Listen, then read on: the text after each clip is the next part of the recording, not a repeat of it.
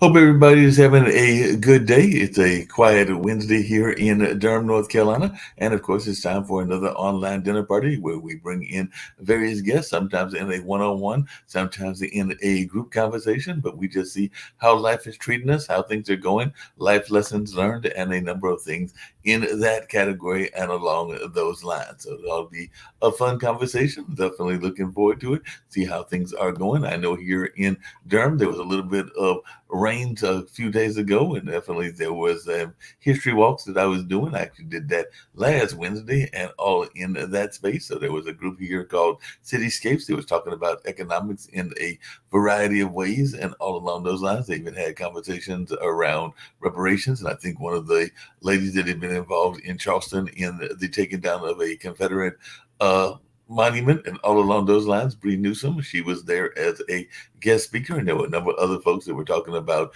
various ways that the economy can be done, whether it's in a small city or a medium-sized city. And there were folks there from places as far away as Jacksonville and places like California. I believe there was even some folks there that were from Canada and a number of other places as well. And like I said, Aya Shabu and others had brought me in to have a conversation around the Black Wall Street and give some contextual kind of conversation in that space. And I thoroughly enjoyed doing that. That is always a fun event because I've done a few events with them. I even had a chance to do one of those conversations with the Duke basketball team before the season had taken place. And of course, we know that they had a fairly decent season and all along those lines, even though quite a few of those players have left. So we'll see what the new crop, because they've got some new crop coming in, just like I know two of my folks that were of the kind of core of the Marquette team, because many of you know that I am a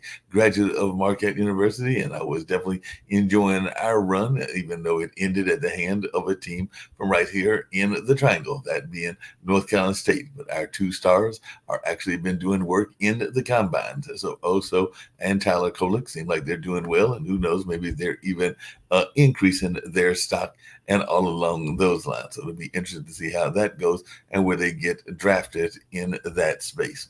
I know there was a lot of conversation, speaking of sports and all along those lines, around a Croatian player that was having some visa issues, but apparently those visa issues have been solved. And I believe that with the support of Angel Reese and others, she'll be able to play. I think that first game for Nika, if I remember her name correctly, will be on this evening. But I do know that Angel Reese and others had come out in support of her getting that visa as she was coming from Croatia. And apparently there were some issues with that and all along those lines. So it'll be interesting to see what is going on and how she does as she gets to play in the WNBA and all in that space. And I know my friend Jacoby says that we're in the middle of a homestand for the Durham Bulls. And unfortunately, the other team that is had some success, the Carolina Hurricanes, got ousted by that team from New York. But hey, it could be worse. We could be the defending champions in NBA because Denver got ousted as well. So we're going to find out which of these four teams left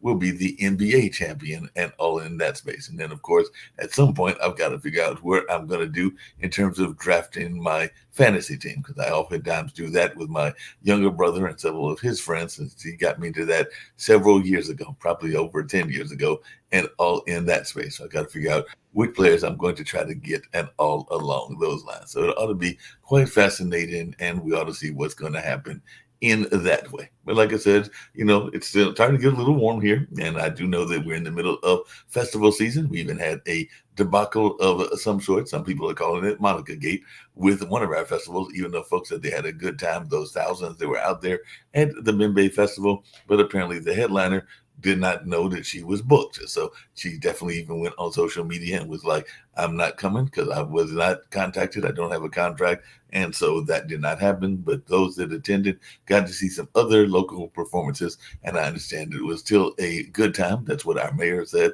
as well as others also in that space. But unfortunately, that headliner did not make it. But as my younger brother told me, he wasn't even sure what big hits Monica had these days and all along those lines. But I'm going to bring in, I've got two guests. I'm going to bring both of them in, see what they've got going on and all in that space. The first one I'm going to bring in is Thomas, and then I'll bring in Dr. Nikisha as well. So, Thomas, like I said, it seems like it's decent weather here in our part of the world, and I'd love to hear how things are going on where you're located at and everything in that space. Because, like I said, we're having some decent weather. It was when I did that walk, it was probably like around 70 or 80, and I think that we're heading into the 80s and maybe even some 90 temperature. And I oftentimes do a festival. I might do it again this year, the Eno Festival, which is at one of our um, state parks and all along those lines. And it is always around the 4th of July weekend. I like to jokingly say that people think they're coming for the Independence Day celebration. They think they're coming to celebrate Mother Nature, but it does fall on my birthday or around my birthday as it falls on July 1st. So as far as I'm just concerned, it's one big birthday party for me. So that's the way I like to think of it, and all in that space. But if you can share a little bit about yourself and what you've got going on, and then, like I said, we'll just have a casual conversation. But I hope things are going well in your part of the world. The weather is quite beautiful out here in Denver, Colorado. It's a very sunny day. We've had a lot of rain, but it's been very nice all around. A bit about myself: I am the owner and operator of R&H Creative Advocacy and Storytelling LLC. We are a small organization that is dedicated to serving underserved communities and really anyone who wants sensory friendly events, while also offering empathic and kind leadership to the community. I've been doing this for several years now, and it's a joy each day. Gotta love it when you wake up, you're happy, and you smile first thing in the morning. Yeah, you got to love that and everything. You talked about impacted communities, and I know that sometimes there was even like a black ski group that used to come regularly to Colorado, and I guess they still do, even though I'm sure that when the pandemic was going on, like a lot of things, they either went virtual or stopped doing those events. But I know that in the past, I have enjoyed going outside and going out enjoying Mother Nature. And actually, there's a lake not that far from here. We also have Duke Gardens, and I'm due for a walk in both of those environments because I do enjoy going out for walks and enjoying it. But are you finding that enough of our minority community is getting involved in these kind of things and everything? Because I know there's even a couple of hiking groups that are minority oriented. I think one of the great things about Colorado is there is a really strong push to get people who need to access the community out into the community. I know on Meetup there are several groups that are growing rapidly about getting out and socializing, especially in the post COVID era where people are still worried about that. I also find there's a lot of initiatives and a lot of dedicated people and community members and organizations dedicated to help people access their community stronger and with that same kind of empathy based leadership. So, luckily, that is something that is very much happening, at least to my knowledge, in Colorado right now. That makes sense. What got you to go? Because actually, one of our other shows is called Misfits Managed, and we were having a conversation with Lauren and with Coach G and Gene, and they were talking about how much they enjoyed being out in Mother Nature, being in the mountains, and they even did mention the mountains of Colorado and all along those lines. Now, there were some people like Lauren that were more adrenaline junkies and like to do things like jumping out of planes, which I've never been a big fan of, and all along those lines. But I was just wondering your take on what is the appeal of Colorado and what got you to go to Colorado, and are you a native of that area? I think for me, a big part of it is how beautiful it is out here. The mountains are definitely a big draw there. When I'm up there, I just feel connected to nature, to the world around me, and my own spirituality. But I would also say for Colorado, I spent a lot of time on the East Coast, and I think Colorado, for me, has the right temperament. A lot of people are very personable. A lot of people are very chatty. Coming from Manchester, New Hampshire, that was a big shock for me for a while. But when I came out here with family, I felt a little bit more at peace, and that's a big thing for me right now in life. Yep, and that's something we talk about often on the network and just in general. So I was just wondering how important is it for you to have that balance? Because I know one of the things that I oftentimes talk about is this notion of alignment, and I think that you can be aligned on a variety of fronts and everything. Because I consider myself not overly religious, because I don't really active in any particular church, but I do consider myself spiritual and believe that there is a higher power and all along those lines. And I definitely think that we have to have that spiritual connection, that emotional connection, that mental and that physical connection. So I was just wondering, in your own life, how important is it to be aligned in all of those facets? I agree. I think there is something powerful about spirituality, no matter how that takes form for human beings. I think it's an important facet and helps us to get outside of our heads, outside of our worries. And I don't know, I myself am spiritual, not super religious, but I think that the belief in something more out there in the universe that helps carve our fates, helps inspire us to be better people is very important, not just to me but to human beings in general. And so I would say that that kind of that mindset, that connection to spirituality is quite important to me.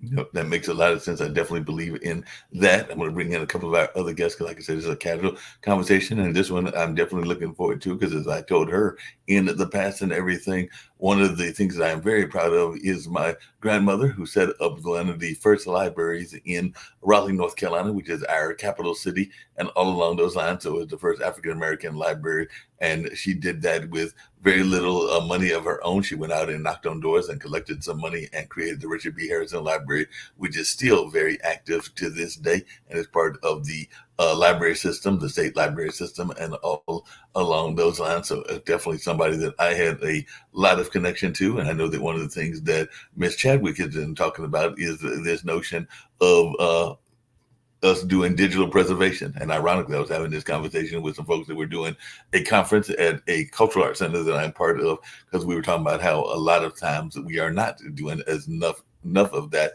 and a lot of times things are being missed in that space. I'm gonna bring in Miss Chadwick and hear her thoughts, because she was saying that there are things that millennials need to do about digital preservation and all along those lines. And I sometimes think that we don't do enough of it in our space. But I want to bring in Miss Chadwick and see what she's got to say about that. And I've also got Dr. Hammond as well. But Rhonda, how are you doing? And like I said, even in the email to you, the library and librarians have been very important in my life, with my grandmother and even my aunt being a medical librarian at Duke before she retired and everything. So just as I said in our emails, I know that sometimes, and ironically, I was having this conversation yesterday. There's a group of women called, it's an organization called Repower, but they're doing I think it's Women of Color Caucus at the Hayti Center, which is one of the places I work at. And I was talking to a young lady, I think of Muslim background, and we were talking about how a lot of times things are not being archived, and unfortunately, and everything in that space. So I just wanted your take on that.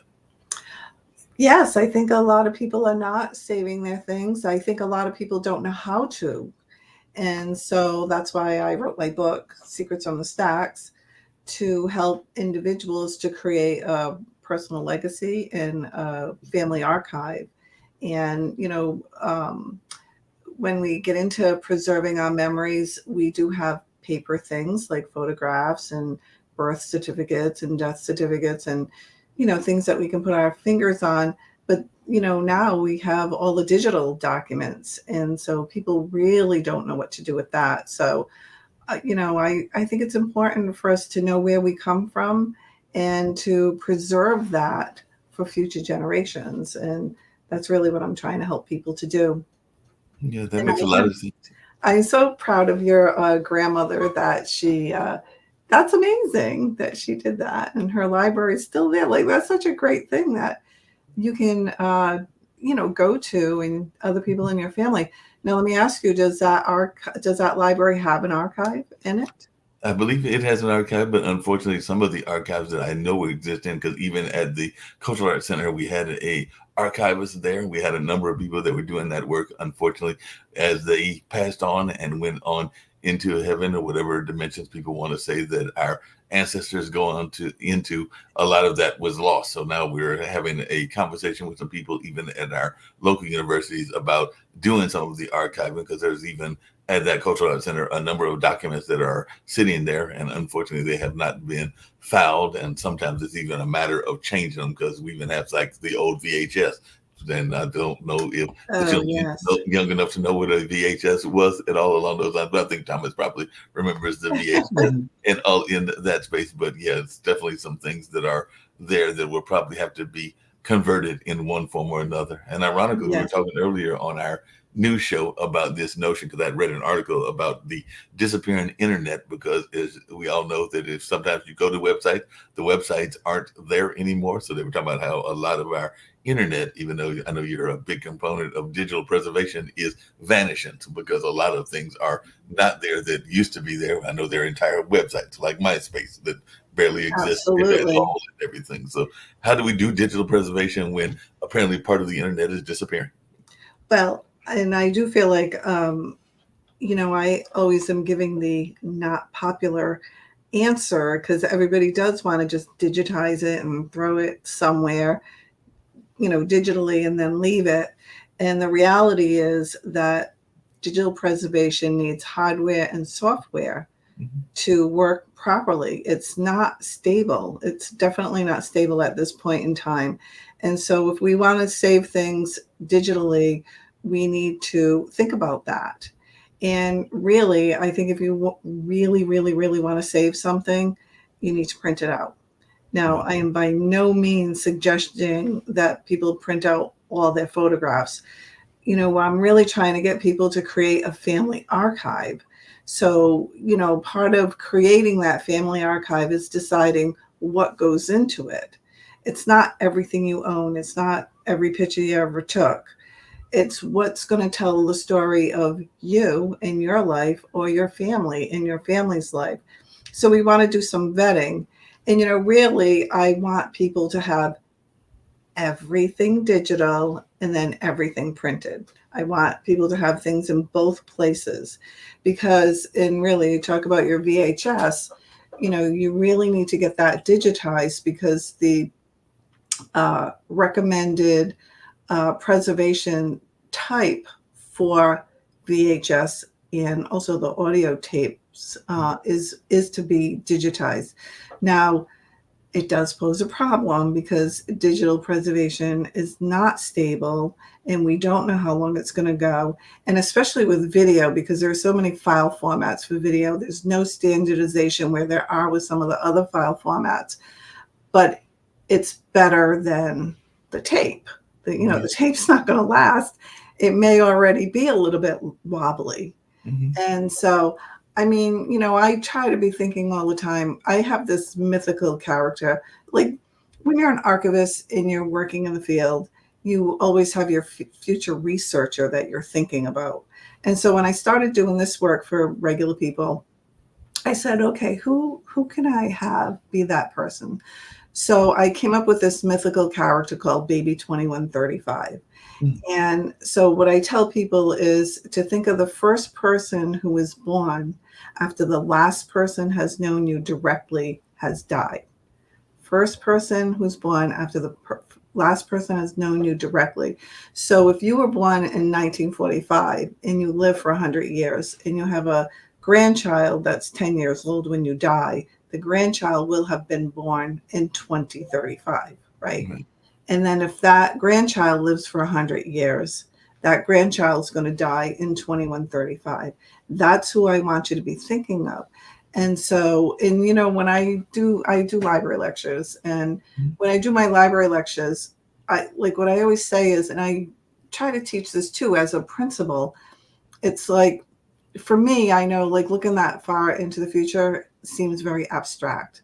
It's not meaningful to me so much. So what I do is I look behind, and when you're archiving your things, you want to use this as a practice to think about what you have that you're glad you have and what don't you have that you wish that you did. And so if we look back and we start with 1800, somebody born in 1800 lives for 100 years, has the 10-year-old grandchild born in 1890, right? Lives for 100 years. That person would die in 1990. The person not born in 1990 is what, 34? I have to do the math. So that's not that long in the past. And like I said, when I do library lectures, I'll ask people, does anybody have things that are from someone who might have been born around 1800? And Mhm. invariably somebody raises their hand. Not all of us, but a lot of people do. So it's not really that far. So now if we're thinking about digital preservation and you're thinking that far into the future, what are you going to do?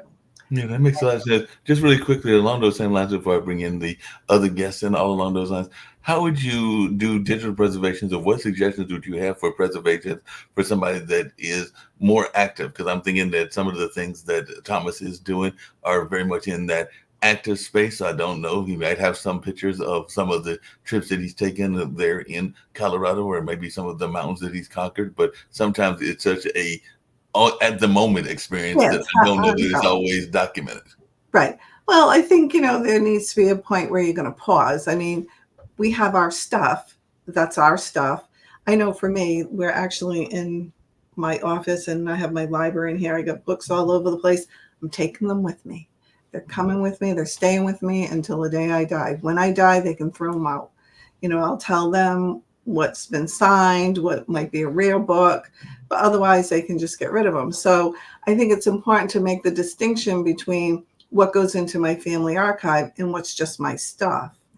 And as you're going along, absolutely, there's many things that you can do. I mean, one thing is, are you a professional photographer, Thomas? I am a sensory friendly storyteller. A sensory, I have no idea what that means. But what I would say is, there are certain file formats that are better than others. So, like, we're living our lives.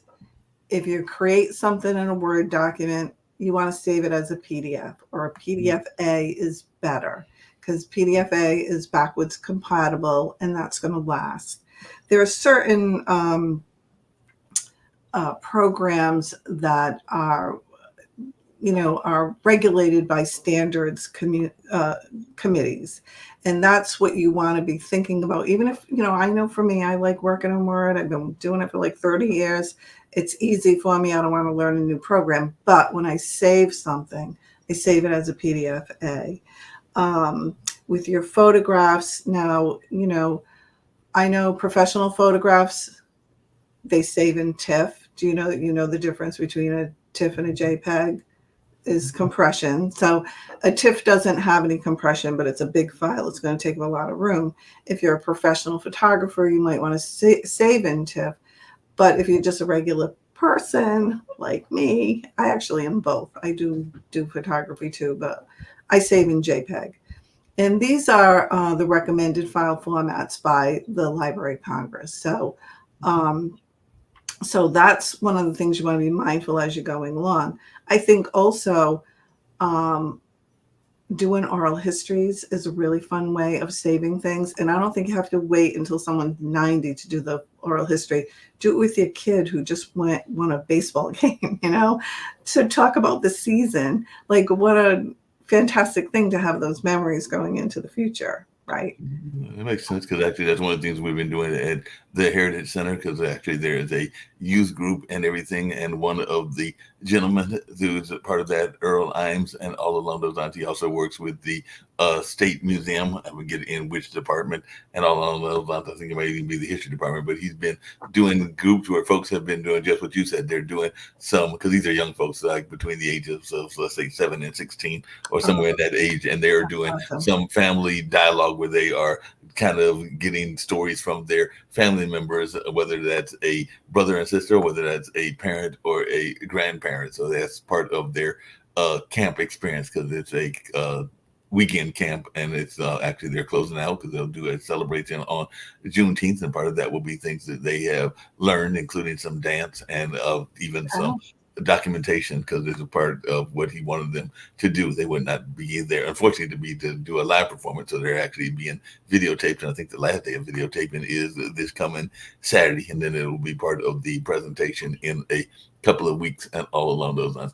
I want to bring in somebody that's probably very fascinated by this whole conversation, because I know that they're into mental health and all along those lines, and they talk about something that we've all probably dealt with, and it's something that I oftentimes talk about, which is that imposter syndrome, and sometimes that whole notion of burnout, and all along those lines. I want to bring in Dr. Nikisha Hammond, because I do know that that's something that we regularly talk about on this network, as well as just in general in life and everything, is this notion of the imposter syndrome. I call it, that inner critic, and I'm sure that you all dealt with it and all along those lines. But how does everybody here on this panel fight against that because I know that there have been, I'm still in that space for whatever reason in the early 60s of still being in that single lane and everything. And I know that there have probably been relationships and jobs that I literally talked myself out of because, you have that whole inner conversation and then you find all the reasons that you shouldn't approach the person or you shouldn't approach the job. And by the time you finally talk yourself into it, the person has left or the job has left and everything. So I just wondered,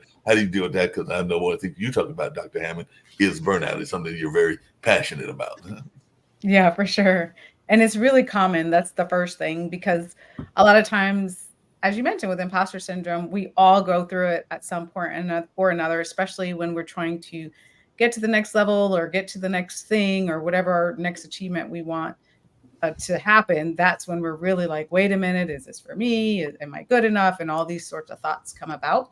But it's really important to keep in mind when you really look back and reflect on all the things that you have accomplished, all the things that you have done, the mindset that got you through all those hard times in your life, you start to recognize your strengths and you can come from more of a strength-based approach instead of, like you mentioned, that inner critic. But it does take a while to work on that. It's not the easiest thing to work on our negative self-talk, but it's absolutely possible. Yeah.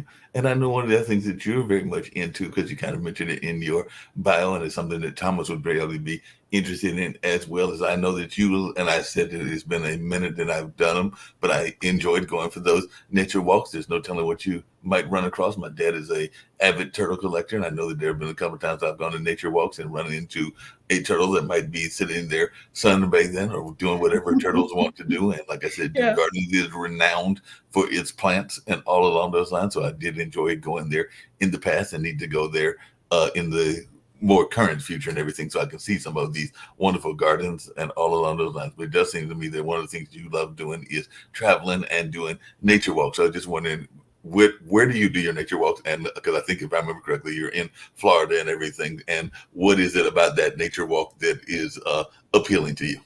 Yeah. So a lot of different things. I've at this point, I've traveled to about 44 different states and a lot of different countries. And so, just depending on where I'm at the time of year, I really like to find different places. I'm really big on connecting with nature. I think Thomas said that earlier as well. Like there's just a spiritual connection that's there when you connect with nature, as well as something that I'm typically talking about and teaching other people about is mindfulness. So I try my best to really just take a minute, whether I'm watching a sunset, usually sunset, not sunrise, because I'm not a morning person so much, but whether it is a sunrise from a plane or a sunset or taking in, whatever landscape that I'm in, depending on what part of the country I'm in, just taking that minute to be in the present moment. Because a lot of times what we do, which causes us a lot of stress and headache and depression and anxiety, is we tend to think about what we have to do tomorrow or what we have to do next week or what happened in our childhood or what happened last week. Like we're not always in the present because we're thinking about something else, which can cause us a lot of stress. So again, I'm very mindful on those walks of like, what am I observing on this nature walk? Taking it all in. Am I connecting? How can I reset? How can I recharge? So those are some of the things that go through my mind when I do my nature walks to really practice mindfulness. Yeah, but I hear a lot of people talk about mindfulness. I was just wondering, I was telling you, Dr. Hammond, but I'd like to hear from everybody, including Thomas, Sure. what does mindfulness mean to you and everything? Because I hear definitely during the pandemic, we heard a lot of people talking about mindfulness. There seemed to be a rise in people wanting to get into yoga and crystals and other mindfulness practices. But to you, what does mindfulness mean? Dr. Hammond, and then Thomas, you want to jump in as well? Okay, I thought you were asking Thomas. So to me, mindfulness is really making sure that you're working on being in the present moment, which can come from a lot of. I mean, it's a very broad term, but it can come from a lot of different things that we do. So oftentimes when people think of mindfulness, they immediately think of meditation, which is one way to sort of quiet your mind, be in the present moment. But you can also have mindfulness in everyday things that you're already doing. So brushing your teeth or washing your face or washing dishes, like if you stop to think about every single step that you're taking in that process, which most of us don't do because they're thinking about something else, that is a way for you to connect to the present moment and reset and recharge, instead of, our brains just being wherever else they're at instead of the present moment and what we're actually doing. So there's a lot of ways for us to practice mindfulness. It's interesting you say that, and Thomas, I'd love to hear your answer as well. But I know that sometimes one of the most, and you kind of alluded to it, but I not the greatest cook. My brother is a better cook, and I actually taught him to be a cook when he was when we were both young, because I've always been an avid reader. So I think if I remember correctly, he kind of grabbed the cookbook, handed the cookbook to me, and told me to read him some instructions, and then cooked a fairly decent dish and everything. So like I said, that's why he's good at what he does, and I'm good at what I do. But I don't mind washing dishes, and sometimes it can be very soothing and all along those lines. And even the sound of a washing machine, which some people that have watched the show and listened to the show might have even heard it in the past, not today, but on other shows as well. But some people say that is unusual, but that can be a soothing sound as long as it's not making that racket when it's being overloaded and all along those lines. But in the general, when it's working correctly, it can be a soothing sound. But I don't know that everybody would recognize that. And some people that listen are probably going like, that's an odd thing to have as a soothing sound. But different people have different sounds that soothe them for whatever reasons. And I think to add to that, a lot of my work is actually centered around how stories can make us mindful. My focus is around sensory-friendly storytelling and events, and I often work with youth and adults on how to share their own stories, how to share their narratives, and how to center in on those in our daily lives. I spent a lot of my life actually becoming mindful, like you said, on things that people might not always really focus on. And I've learned at a really young age and throughout my life that stories are this powerful way to not just connect to mindfulness, but to connect to humanity, to connect to our peers, to help process emotions and understand the world as a whole. And when we provide, especially stories, in a space that honors the sensory needs, the idea of accessibility beyond just being a physical thing, it's spiritual, it's emotional, it's mental, it's so many other things that I don't have to enter in. And when we apply stories and help people build up their voice, we're also teaching them the idea of how to communicate effectively, how to communicate in a way that is beyond the norm. It's a way of communicating not just our expressions, but also honoring those expressions and really honing in on how can stories make us better people, make us more connected, make us more whole. And that's part of the reason I love doing my work, why I wake up so happy, because each day it's not just stories, it's human interactions, it's helping out the community, and it's inspiring people to talk and communicate in ways they never thought they could. Yeah, that makes a lot of sense.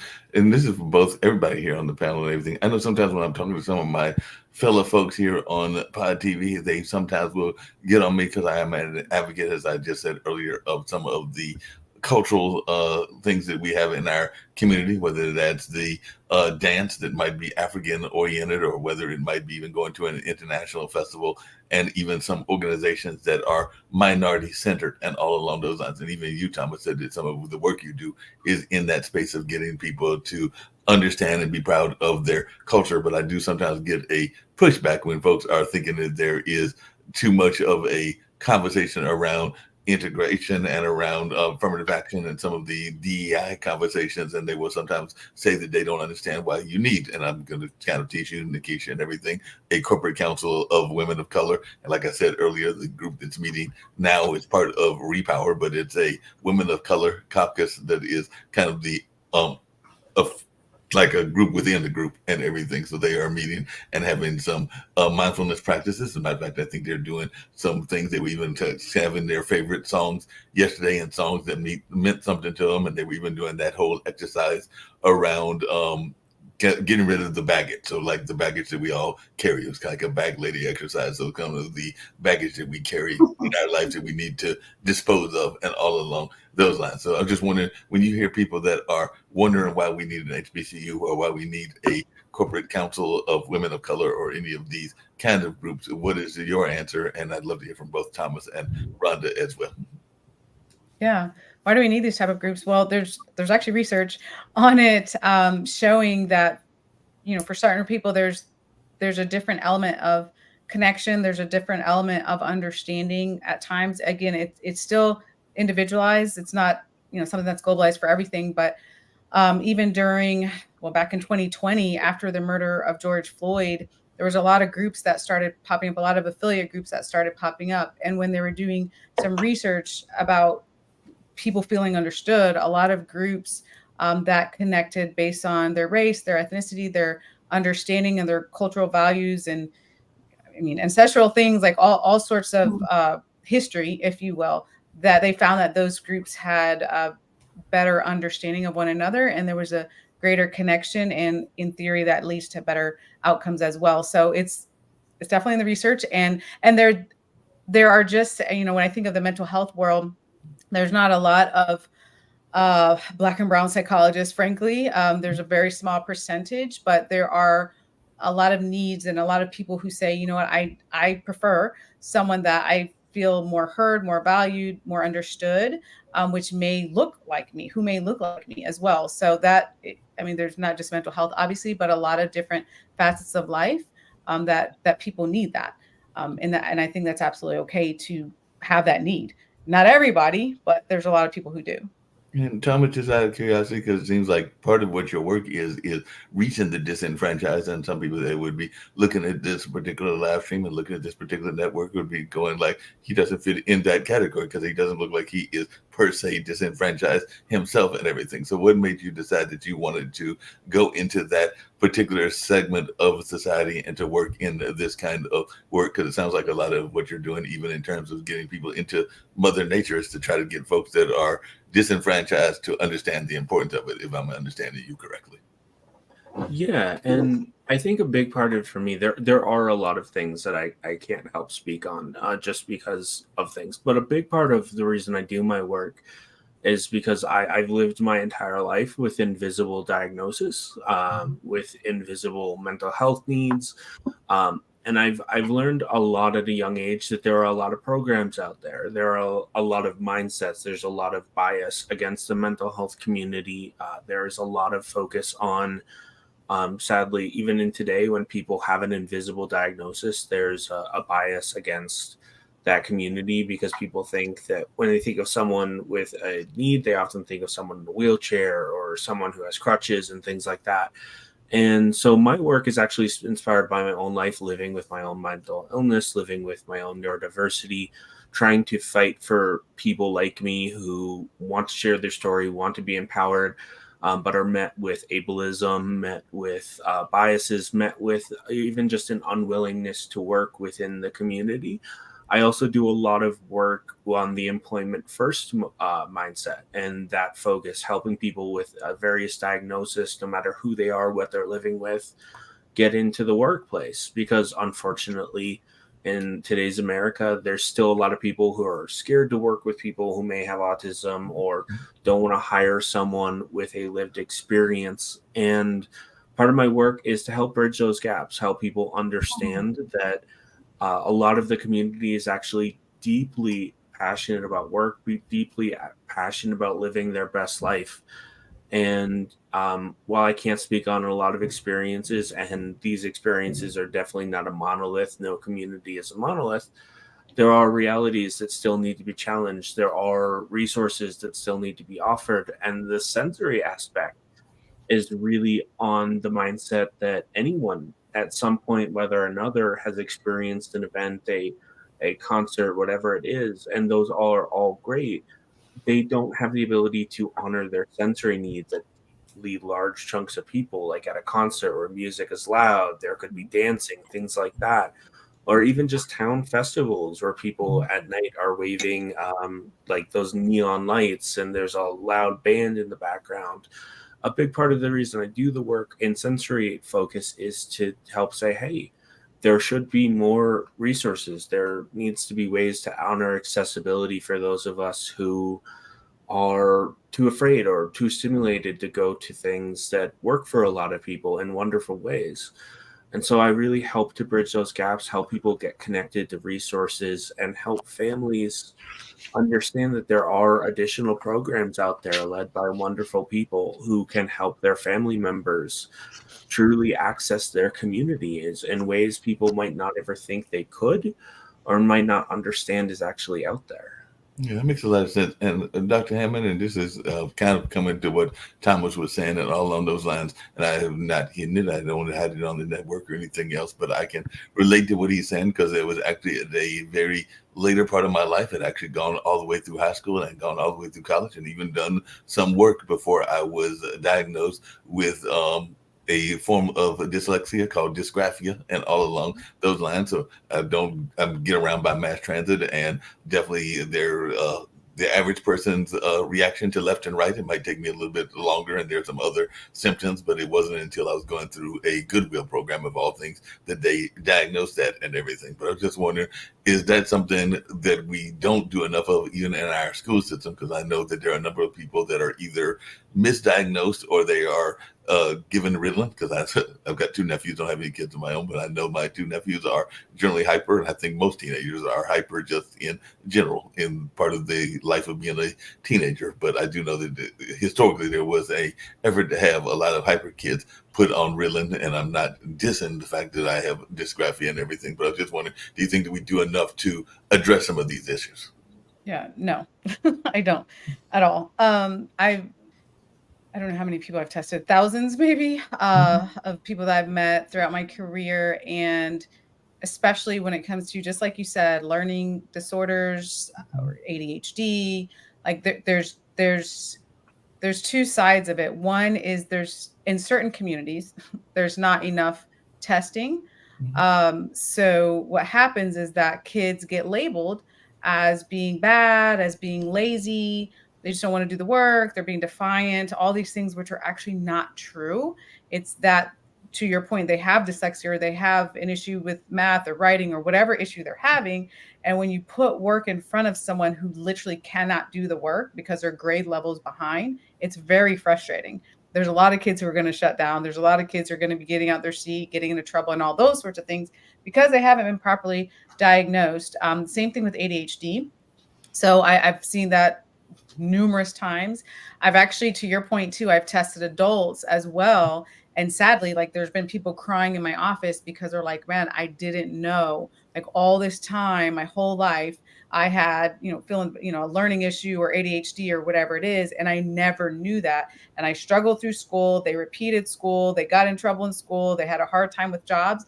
And all of that could have been prevented if they knew what was going on with them earlier on. And it's heartbreaking, honestly. Like when I do those type of evaluations, I'm like, I wish you had this done so much earlier so we knew what was going on. But of course, well, times are changing, hopefully for the better when it comes to the stigma of mental health, because what we used to think ADHD was, we are now obviously learning, it's one of my subspecialties, but we're learning now what it is and what it really isn't, and not stereotyping as much, and understanding that people can be absolutely successful with learning issues, with ADHD, depression, anxiety, and all sorts of other mental health conditions when they know what's going on and know how best to treat it and know how best to advocate for themselves and receiving the treatment that they need for said condition. But absolutely, do I think we're doing enough for kids? Absolutely not. Like strongly not. And just really quickly along those same lines, because I know that sometimes we want to get the appeal and we want to get the stories told. And I'm wondering, even on the library side, and this is for you, Dr. Chadwick, and everything, do you feel that we are doing enough to make sure that people that may have a different way of telling their stories are getting those opportunities to tell their stories in that space? So even in the archivist work, are you finding ways that you can get people that might be having attention deficit disorder, other things, to get their stories told? Well, I'm not working in a library right now. I actually don't think that there are a lot of, I don't think anybody is really doing a lot of things to capture stories, not in a institutionalized way, we'll say. Um, but, in speaking about that, I like that you were talking earlier about saving like dances and music and language. I know in the Native American community, there's been a big push for them. I know for Irish people also, there's been a push to capture their language and not have it disappear because it is happening. And, several years ago, I had the opportunity to hear Mia Farrow speak, and I had a little 5-minute conversation with her because she was doing work in the Sudan, and the Sudanese people, they were at war, and some of the tribal people, they were pushed to the edges.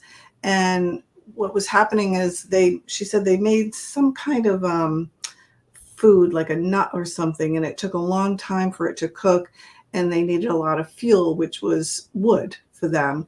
And they were sending the older women out to get the wood because if you strayed too far, the soldiers would pick them off, and kill them. And so, the community felt they were less expendable, but Mia Farrow, learned about this, and she realized that, they were the keepers of the stories. They were the keepers of the law. Now, they didn't have pencil and paper. It was through dance and song. And so she went with a professional grade, film crew and filmed them telling their stories, doing those dances, singing those songs. So that community, I was like so impressed by that. So I had a little 5-minute conversation. I'm like, you're archiving it, right? Yeah. To which, of course, she was, totally on board with that. But what I was thinking also was Henry Louis Gates. Are you familiar with his work? Because I feel the thing about telling our stories and capturing them, especially historically, it's like, especially the African American story, in America, like when we have one narrative that we're all told, but in that narrative is true, but it's not the only narrative. And the work, the reason I like the work that Dr. Gates has done is because he's exposed the truth. That's really the thing, the truth of what really happened and what happened in your family. I mean, he's taking famous people. Have you watched his show? Because I'll tell you, I cry through all of them all the time. I watch all the genealogy shows and I just bawl my eyes out along with them. And, that's one of the things that really impresses me when people find out what their ancestors went through, even though they don't know them directly, they are so touched and moved by it. It makes a difference. And so I feel like we have the opportunity to do that for somebody down the line. We just went through a worldwide pandemic. What was your experience of that? Somebody, baby 2135, is going to want to know that. And other things that we've gone through, like George Floyd and all of that. How did that affect us? How did it change our lives? We're living through history. And we have the opportunity not only to change the conversation ourselves, but to inspire a future generation to change and to know the truth. I think it's important to know the truth of who we are and where we come from, and not just individually. Yes, that's very powerful, but collectively as well. Let's change the story. I know for myself, being a woman, I was told growing up what it meant to be a woman, but my family was very different. And I was like, is that true? I don't know. I was like on this mission for half my life to figure out whether or not it was true. And so it's important to know the real truth of who we are and where we come from, and to, again, change that narrative when it's appropriate. Yeah, that makes a lot of sense. And along those same lines, and this is for both of you, because I'm glad you brought that up and everything, because we've been having this conversation on the network as well and everything. And I personally thought it was somewhat offensive. Other people did not think it was as offensive. But as two women here on the panel and everything. How did you take the remarks then, given it was at a Catholic university that the Kansas City Chief football player gave, and all along those lines? Because I'm sitting there, and there are some people, including some women that I know, they were like, no, he was basically saying that one of the most important things is to be a mother and a wife and all along those lines, and he wasn't necessarily downplaying the corporate draft. But to me, it came off as a kind of a downplay of the corporate draft. But I don't know what y'all's feelings are about the remarks that Harrison Butker made and everything. But Dr. Hammond, did you follow that, and what was your take on that?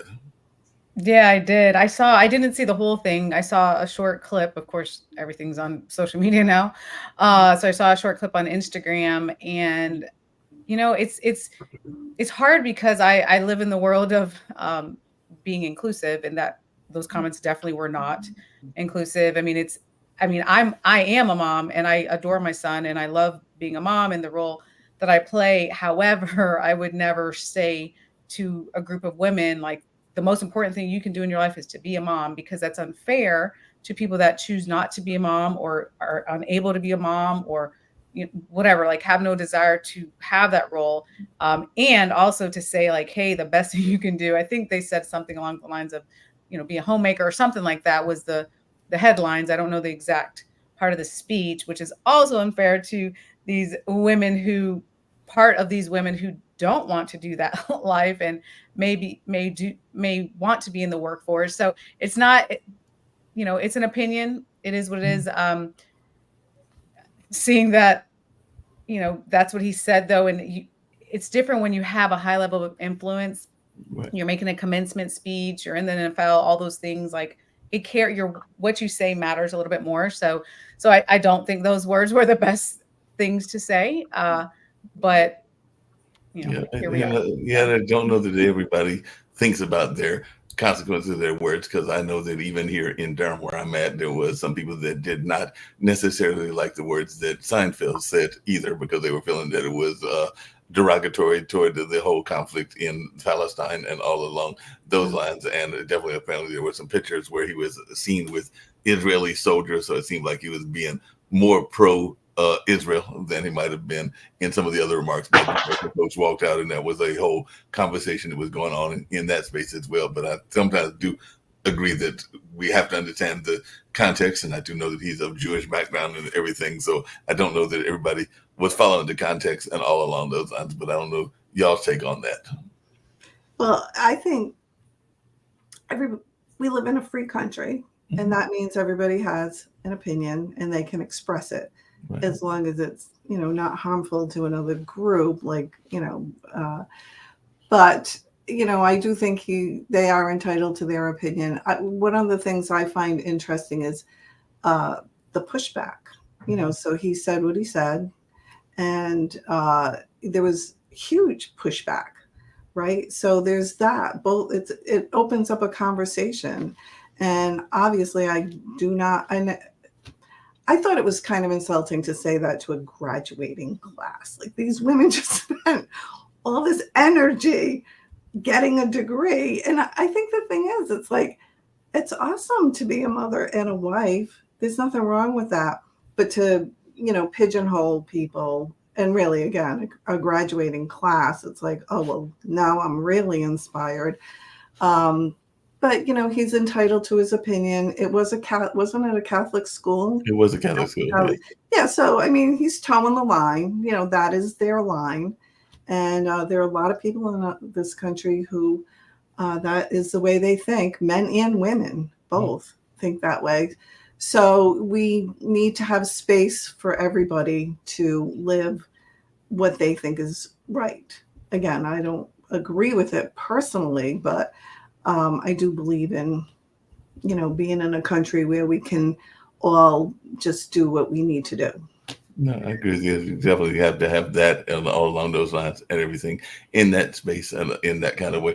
I'm just curious, Keisha, and all along those lines, because you are also into something else that I know a lot of people were very much into, definitely before the pandemic, and I didn't even realize that it was apparently still popular, but I guess it's still a popular form of exercise. But what drew you into CrossFit, and are you still into CrossFit and all along those lines? Because I do remember there was a time that many people prior to the pandemic, used to be very active in CrossFit, and I guess it is still very popular to this day, but I'm not sure if it's as popular as it used to be. So what drew you into the Yeah. whole CrossFit movement?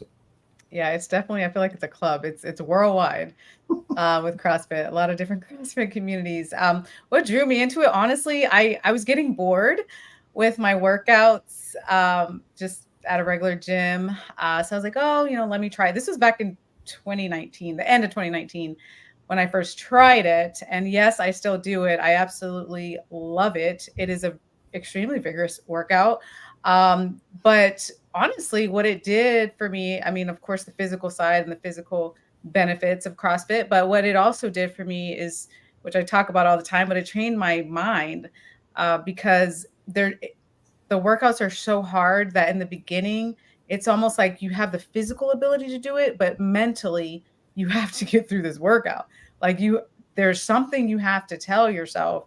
There's some type of mantra or something you need to tell yourself to get through the workout because it's just so intense.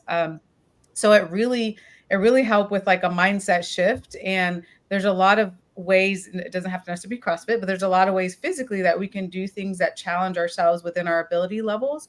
And it can help to build up your mental muscle, if you will, as well. So now, years later, of course, me still doing it on the days where I'm like, oh, I don't feel like going to the gym, or I'm tired, or that sort of thing. Like I fight through mentally. I'm like, no, you're going to go to the gym. Like, because that's just something that's almost been trained. Our mind is a muscle as well. So it's been trained to be like, no, you're like, go.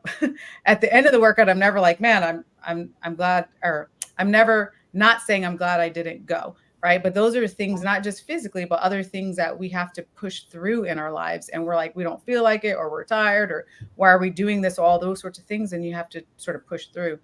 So it's definitely been a huge game changer for me mentally and physically. But I still do it usually about 4 times a week, maybe 5 or 6, depending on the week. But I absolutely love it. So. Sounds like it. Hey, Tom, as I said, Yes. I had talked earlier, it was actually on our show, Misfits Managed. And like I said, there are some people that are into things that are more adrenaline oriented, because I did say there were some people on that show that were like myself and enjoy going out to a park or enjoy going out to other things. But there were definitely some people that are in that exercise space that are, as Lauren said, and she's one of the hosts, more adrenaline oriented. And I'm sorry, even though I had a ex that was trying to get me to jump out of a plane and do the whole skydiving thing, I'm one of those people that actually like to be on the earth and don't know that I want to fall out of a perfect good plane to get me from point A to point B and all along those lines. There's one in that exercise space. How often do you do things that might be more adrenaline oriented? I did have a friend that passed away many years ago that wrote a book that was around whitewater rafting, and some of those things I might consider, but falling out of a plane, I don't think that I necessarily want to do. So your own stuff, how much of it is the adrenaline stuff that folks are going for, or is it a cross section of exercise types?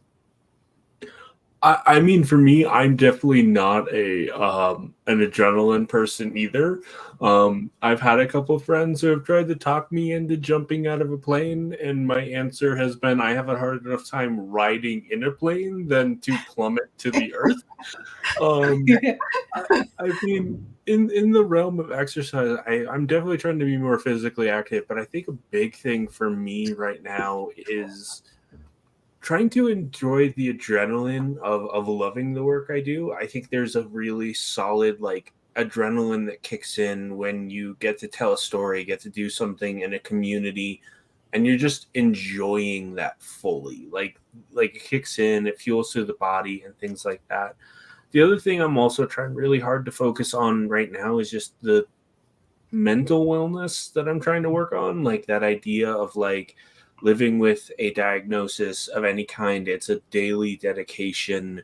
Similar to CrossFit, you have to be able to get through it. You have to be able to truly appreciate the methods, the exercises of staying healthy, of practicing fighting off anxiety, of fighting off the depressive thoughts, the intrusive thoughts. And so, I mean, a big thing for me that I did right around COVID, and especially because I realized how important it was doing those mental gratitude exercises, really honing in on trying to tone down my anxiety, trying to tone down the intrusive thoughts. And it really is a daily commitment when you wake up and you feel anxious, or you've had a bad, like, horrible nightmare, or even just wake up and that anxiety kicks in, of being like, I'm going to do my best for myself. I'm going to honor those needs, process those needs, but also try to move past them. I find, especially living with my own mental illness, a lot of things can perseverate, a lot of things can stay with my mind. And so finding those mental exercises, those joyful moments, that, like, happy adrenaline, as I like to call it, that keeps me motivated, is such a massive part of my life. And I will say, sometimes, depending on where I walk in my neighborhood with drivers, sometimes the most adrenaline filled thing is crossing the street from time to time, because people don't always pay attention. Yeah. But I will say I get a lot of joy from those mental exercises, those emotional exercises. Yeah, that makes a lot of sense. You talk about that and everything. Like I said, I get around by mass transit, and there was an adrenaline moment about a less than a week ago and everything, because I don't think that all of us were expecting it, but there is a notion, because like you said, sometimes people that are driving have their own mindset and they have their own hobbies, and all along those lines. I'm not knocking it. My brother is actually the co-president of the Slingshot Club here in the area, but when you're trying to get home, you don't necessarily want to see a bunch of people blocking traffic and doing drifting, which is what I ran across, because they literally had stopped the bus and we had to wait 5 or 10 minutes until the bus driver called the police, and then they disbanded it because it was actually near a fairly decent sized highway area and all along those lines, but they had blocked the traffic. I'm going like, this is not the adrenaline rush I wanted. I'm trying to get home, with all along those lines. Yeah.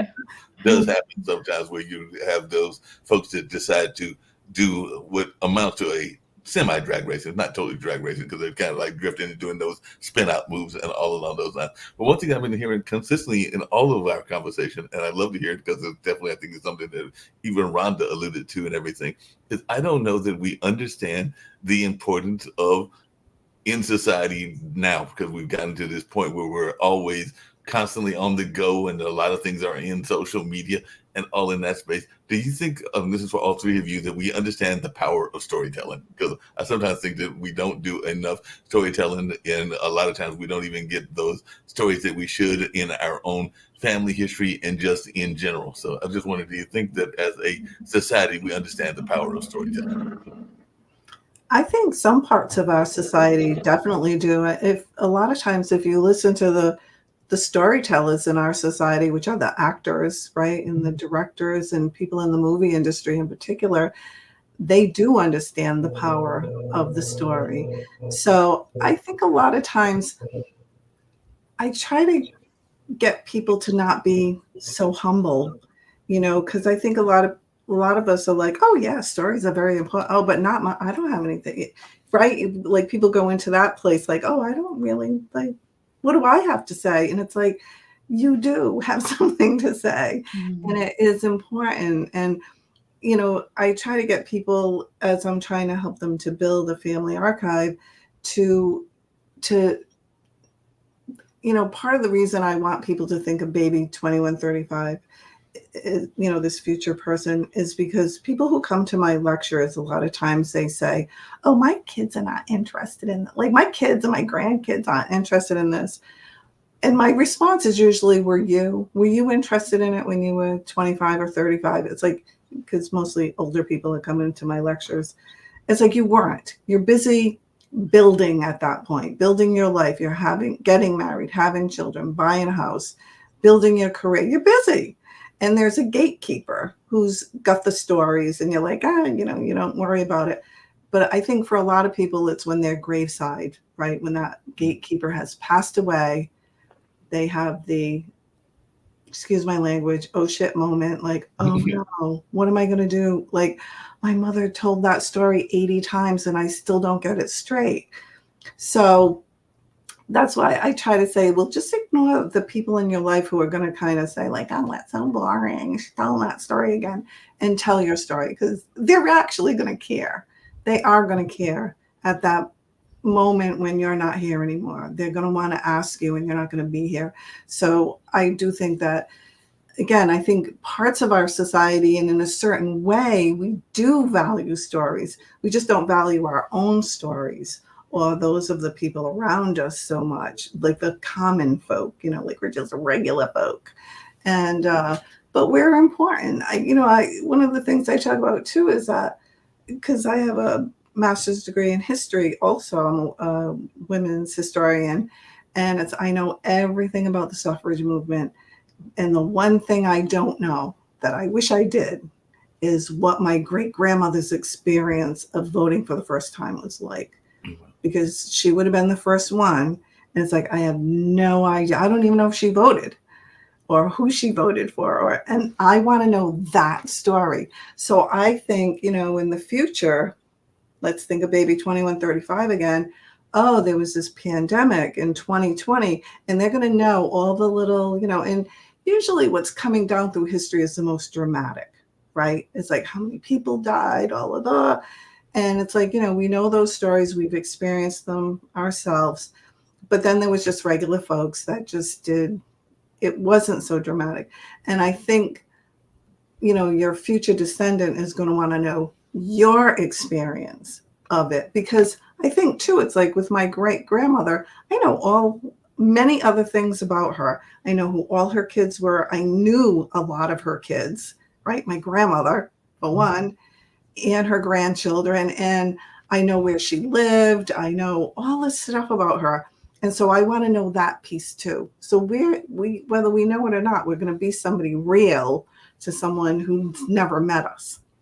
That makes a lot of sense. And along those same lines, and I'd love to hear everybody's thoughts on this, is one of the things I have to do for the center is I become, after a certain gentleman passed away and a couple of people have passed away that served that role, but I become kind of the historian for the building, and all along those lines, there are a couple of other historians that do the lectures, and some of it is talking about the warts and all. I don't know that we oftentimes do that and everything, because even if I'm talking about, say, Black Wall Street, then yes, I will talk about the fact that there were people even within the African American community to help sell the village down the river, if I can use that kind of saying, and all along those lines. And that's part of the history that exists, which is that part of that warts and all. But there are also things that I don't know because I wasn't there, kind of like your Baby 2135 and everything, but I can theorize. Because, like, for example, if you were ever to come to the Hayti Center, which is a converted AME church that is now a cultural arts center, so it's been around since 1891, the actual physical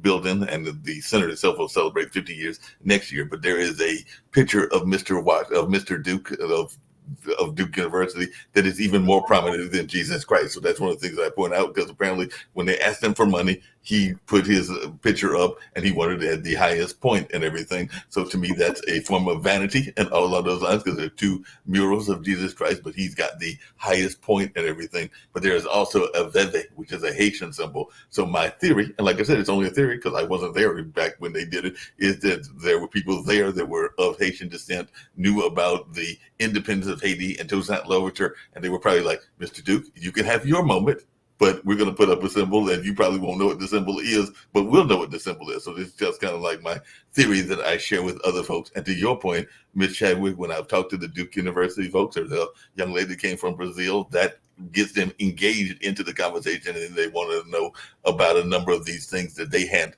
thought about or may not even be thinking about at that particular time in their college experience, because they even asked me some questions that I hadn't thought about. And then we incorporate that further into the talks that we may give, because sometimes out of the mouths of babes, I think that old expression, can come some great wisdom. So they might give a different perspective that you weren't even thinking about, and all along those lines. But it's quite fascinating when those talks come out and we learn from each other. So that's why I like doing this show, that we oftentimes learn from each other and all along those lines. But that's just my kind of reflection on what you're saying about history and all in that space. But how important, and this is to you, Dr. Hammond, is it for us to have an understanding of our history in our mental well-being and everything? Because sometimes I'm a big fan, and I definitely am a big fan of ancestry, not just my own personal ancestry, which I kind of alluded to with grandma, but there are others as well that have passed on. But I'm also a fan of ancestors that are not blood related, because there are a number of people that I know influenced me, including Phil Freelon, who did the Washington African American Center of the African American Museum, as part of the Smithsonian and everything, and Baba Chuck Davis, who was a well-known dancer that did a lot of research in African dance. And while they were not blood related, I still felt that we had a connection, and I tried to bring some of their stories even in my own life and everything. Yeah.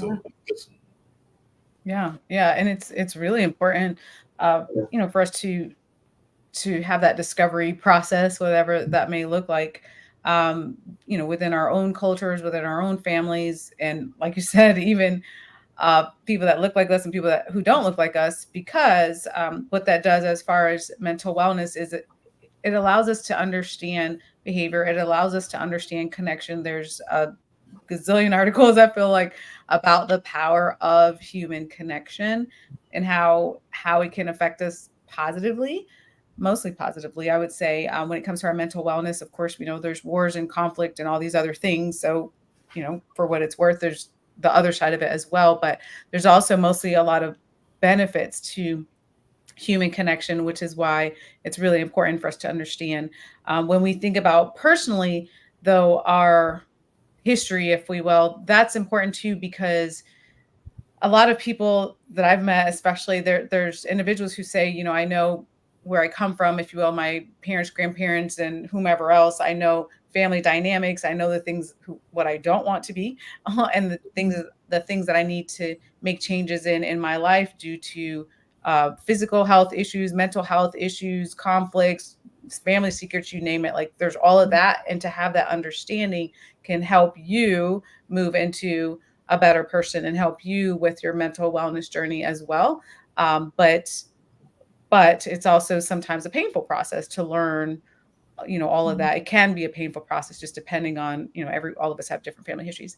But it can be a painful process, but an important one nonetheless, to learn what has been going on culturally and family-wise, generationally for you. yeah, that makes a lot of sense. There's something I was going to ask you about leadership, but I'll get to that before I get to the other question really quickly. But one of the things that because I did read definitely the comments that in her bio that Rhonda had and all along those lines. But this is for everybody, because I know her book is actually, because it was in the email that I got, a book that I had never heard of called First Sex and all along those lines. So I was just wondering what books really inspired you. And this is for everybody, and is a book that you even enjoy thinking about even to this day, whether it was a textbook or whether it was a book that you discovered later on in life and everything. So Dr. Hammond and also Thomas, and then I want to hear more about this book, First Sex, and all along those lines. But what is a book that really got you motivated and everything? Oh, got me motivated. Wow. So it was actually a while back when I read it. It's called The Success Principles by Jack Canfield. I read that somewhere in my 20s, so it's been a while since I read that book, but it was actually very life-changing because now fast forward into my career, obviously I'm working with success and mindset and leadership and working with different groups. But back then, when I was trying to figure out, what's my mission, what's my purpose in life, I'm in my 20s, what does this thing all mean? It really gave some pretty tangible strategies to try, and some reflections that I needed to do back then, which has really positively affected my whole entire career, frankly. So The Success Principles definitely for me was a book that I still remember to this day. It's a pretty thick book. I feel like it's, 400 or 500 pages, pretty thick. But it has really great insights, really great ways for you to reflect on your life. Where are you at? Are you stuck? Do you need clarity? What is your mission? What is your purpose? And how do you have more success? So I love that book. That makes sense, Thomas. I definitely want to hear your book, and then, like I said, definitely want to hear about Rhonda's book as well and everything. But I can tell you that definitely What Color Is Your Parachute is an old book, but it definitely is a book that I remember and definitely got me to thinking along those lines and in that space. And well, I hate to admit it because it was a very curious person. I will say that when I was young, and even now, I might pick up a copy of it, but Curious George was actually not a bad book as a kid and all along those lines. Definitely got into that curious mindset and all of that stuff. But Thomas, what about yourself? We're actually thinking similarly. I've always been a lifelong fan of Dr. Seuss. And I have to say, the book, All the Places You'll Go, for me has really been, it's interesting because that book has popped up at a lot of different points in my life unexpectedly. But living with mental illness, especially being told a lot of the time that I was a problem, that I wasn't going to do a lot in my life, reading that book has always inspired me to pursue my dreams, to try new things, to go beyond just the expectations that people who didn't know me well enough had for me. And I mean, I remember one of the most recent ones was I loved that book as a kid, and when I graduated high school, one of my the school actually threw me a party, and the card was all the places you'll go. And that was a point in my life where not only did I feel seen, but it brought back all of that inspiration and all of that passion. Um, and I can't say enough good things about Dr. Seuss and that book in particular. Yeah, Dr. Seuss is great, and I will admit it. I am one of those folks that, as a young person, did like Green Eggs and Ham. Wasn't trying to have any Green Eggs and Ham, but it was a good book to enjoy, and all along those lines. Ms. Chadwick, what about yourself? Like I said, I did see that you had mentioned that one book, and apparently it's a book that you discovered later in life and everything in that space. It might have even had to do with that suffrage movement that you were alluding to earlier. Well, actually, I had told you about that book because you told me about your grandmother, who was the librarian, who started an African-American library. And The First Sex was written by a librarian who had access to libraries that the rest of women didn't have access to because women weren't allowed in certain colleges like Harvard. I mean, women weren't allowed in Harvard University until like 1971 or 72 or something. And so she had access that other women didn't. And she wrote this book, Elizabeth Goulding Davis. I was 15 when I read it. And, when I was around 40, I realized the impact that this book had on my life, that I had all this information in my head still to this day that most people don't have. And I'm I am on a mission with, my business, Lena Selena, and my book, Secrets from the Stacks, but I'm also on a mission with this too, that what she talked about, the first sex is women, that this pre-Christian goddess religion, and that the original family was women and their children. I'm actually reading another book that was written around the same time that has a lot of the same information.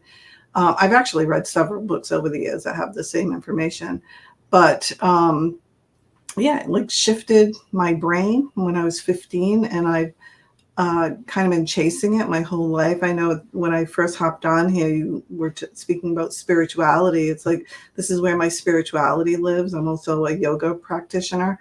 And I just think it was pivotal for me in, the way I think of everything.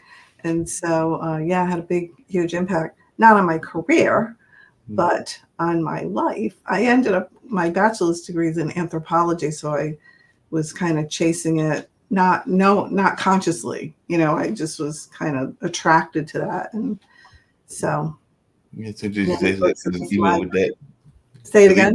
Book, and even with that book and everything, because when I think of my grandmother Molly Houston Lee and everything, I to this day, maybe I'll ask my dad and maybe he'll have them theories, but she actually got to not just get to that first library, but she also went to Columbia, which we know was what some people would call a PWI, predominantly white institution and everything. And this would have been in the time of like the before integration, because it would have been around the time of 1930s when she returned back to North Carolina. So we're talking in the 1920s that she actually got to go to that university after she first went to Kamala Harris University, because she went to Howard first. So her first part of her education was at Howard, and then she got a scholarship to attend the library school at Columbia University. So I'm still trying to figure out how she got to Columbia at that time, that it was part of it was around Reconstruction, and there might have been some more acceptability in parts of society, but still was not something that would be all that common to be going to Columbia in the late 20s. Although in a certain way, she did stay in her own lane because she became a librarian. I mean, obviously, your grandmother was very smart, and, she did have this opportunity that not a lot of people did. But, a librarian is a typical female job at that time.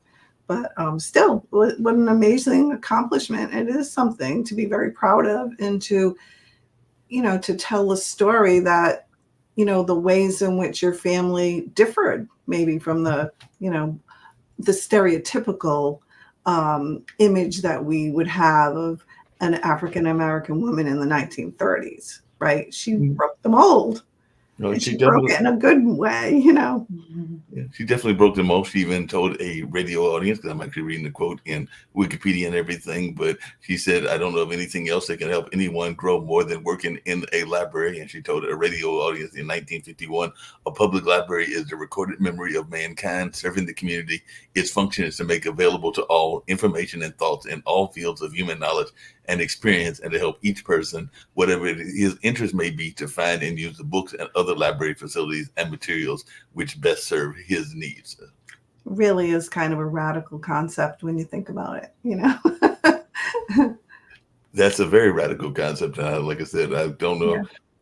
Yeah. Are we seeing enough people, just in both of your thoughts and everybody's thoughts on this panel and everything, with folks that are actually going and reading books and going to the library on a regular basis? Because I know a lot of times got young folks that are going to social media and going out into the internet. I think that Dr. Hammond mentioned that she's got a son, and I'm imagining the son is adult age now, but I'm just wondering, is this a time frame that you were seeing a lot of folks that are going into the library world and actually going to the library, or are they too busy spending time on social media and those kind of social media outlets?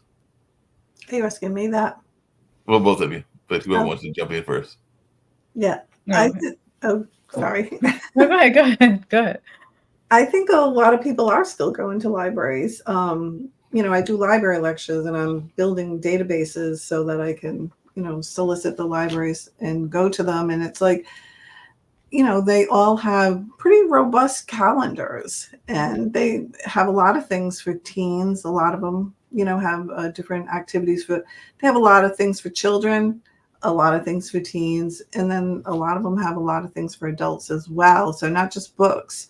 And I think also you're finding a younger generation going into library science because it's all digital now. It's all, and so it's a lot of programming.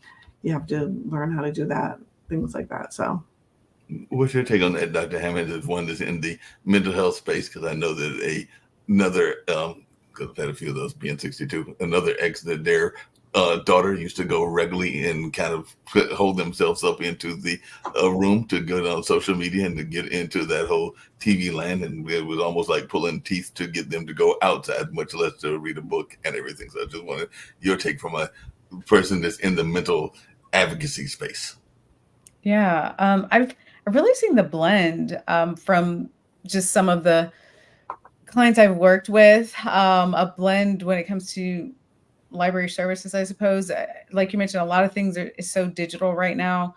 A lot of students that I've worked with are very big on audiobooks, or they're listening to podcasts, or things like that. Like there's just so many more ways to get information. So I would wonder, like Rhonda was saying earlier, just the digital side of library, if they're seeing maybe a massive increase. And my son, actually, he's only 11. Okay. So we don't allow him to be on social media yet. Yay.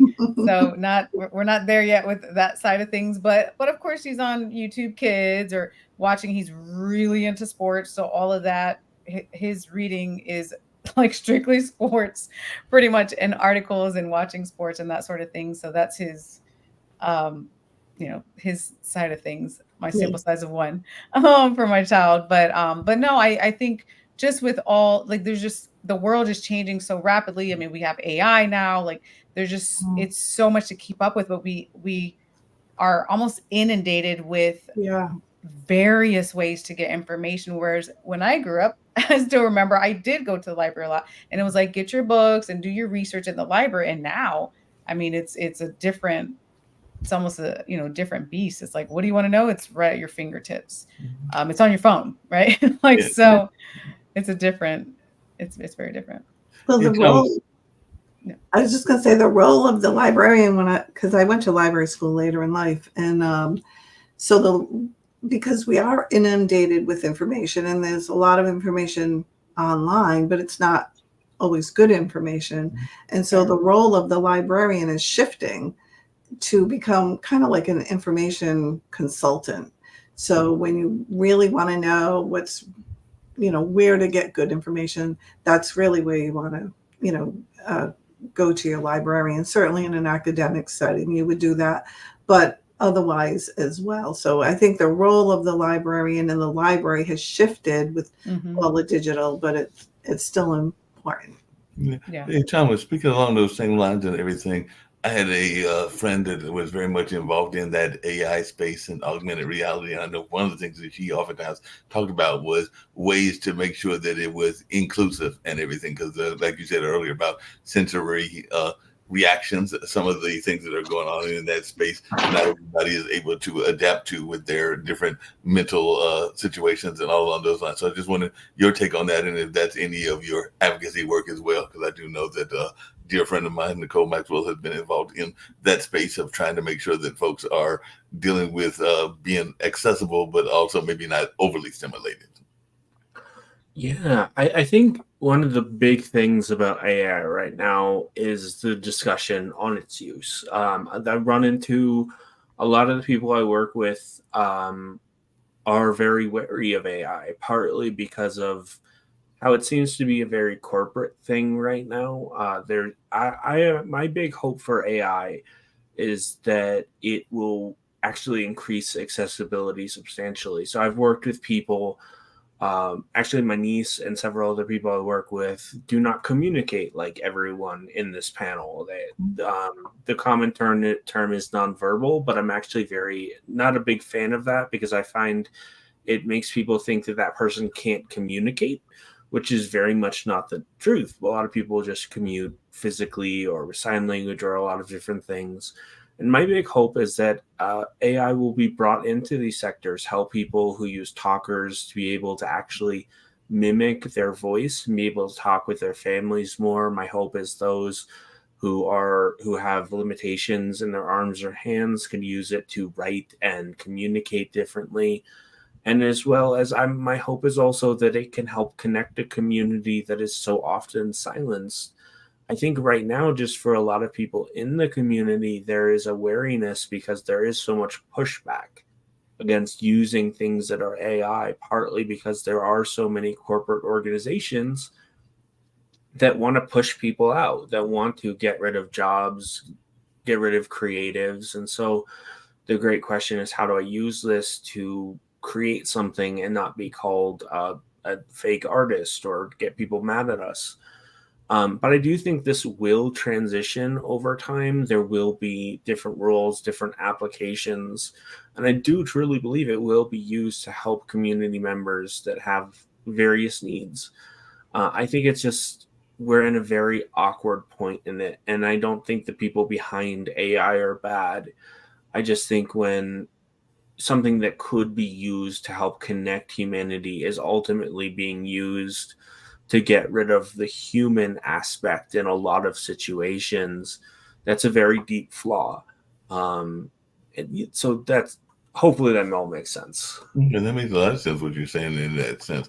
Just really quickly, and this comes back to the mental health conversation. I sometimes get frustrated. Like I said, my brother works with folks that would fall into this category, and you kind of alluded to it earlier, comments and everything. But do you sometimes think that we sometimes get caught up in certain languages and certain terminologies, and those terminologies are not understood even when we use them? Because I know a lot of times people will use the notion, even when we talk of youth, of being at risk, and it seems to me that you've already created a negative situation, because if you're saying that they're at risk, then it's almost like a self-fulfilling prophecy and all along those lines. And that's just one word. But I just wondered, what is your thought, and from a mental health standpoint, and when we're using some of these catchphrase terms, and some of these catchphrase terms can be very problematic. So Dr. Hammond, what's your thoughts when you hear terms like at risk, or even some of the terms that are used for some of our folks that are dealing with various mental situations? Because I know a lot of times, even in the homeless conversations, they will throw out the mental aspect of what they're going through. And I'm not knocking that there are some people that are homeless that are dealing with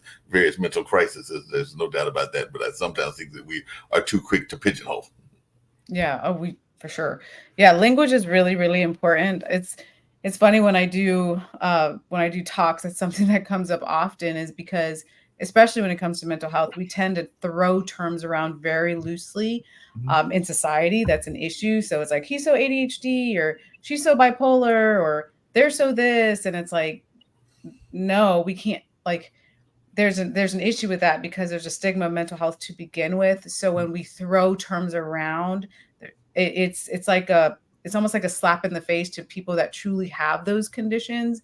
Like, everyone's not OCD, or everyone's not ADHD, everyone doesn't have bipolar disorder. Those are real, like, clinical terms. So we need to be very careful with language. The same thing as you mentioned before. I mean, I've heard terms when I used to be in the school system way long ago, when I was in graduate school, and I would hear terms about kids, and it would be like, oh, they're so at risk, or they come from a broken family, or like things like that, which are really negative things to say, especially to kids' face. That has a really, like, harsh meaning, and it affects their self-esteem. So we need to be, like, extremely cautious in what we're saying. Words go a long way.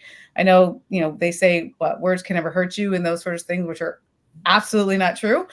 Words are very powerful. They have a very deep meaning, not just for kids, but for adults as well. So I couldn't agree with you more. Like, the language, especially when we talk about mental health and how we're trying to describe people, is really important that we watch what we're saying, because it can be really hurtful to someone, and it further stigmatizes people, especially in the mental health community.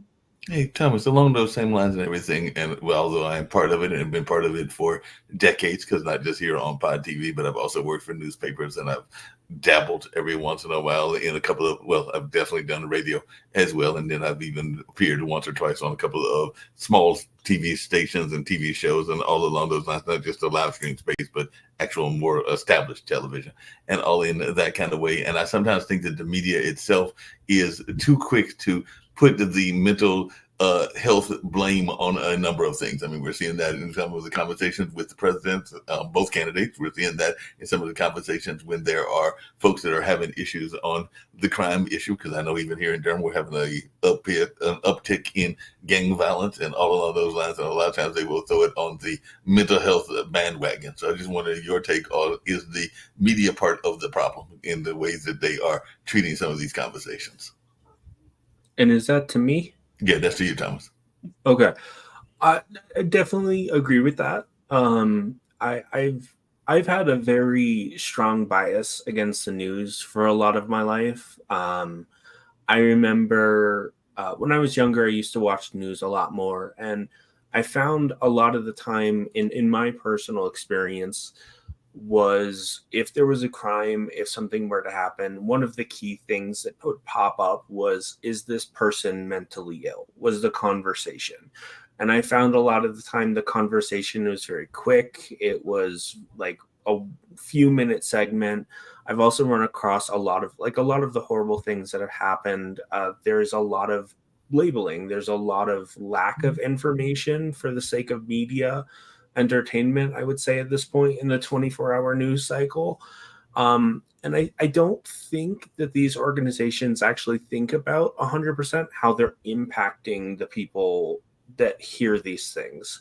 Similar to what Dr. Hammond said, their language hurts. And when you have an organization that is not necessarily actually thinking about the other people in the community that they're placing these labels or these accusations on, it's very harmful, and it can lead to a great misinformation. It can lead to a very damaging interpretation of mental health, of neurodiversity, of physical needs. And I think a lot of the time, the news, other media, and I'm not here to bash the news, not here to blame them for problems in the world, but I think a lot of time, especially media, like, actually just got reminded, growing up in the early 90s, a lot, the running joke, because I was a youth in therapy, the running joke that was on a lot of TV shows, and I say joke with, air quotes, was that people who were in therapy were crazy. And that became very pervasive in my growing up as a kid, because people would hear that, they would pass it along on the playground, even adults would joke about that. And being that kid struggling with my own mental health, and this is something I really try to help kids with now, is I didn't my belief was that I was crazy because that was the common mentality in the media.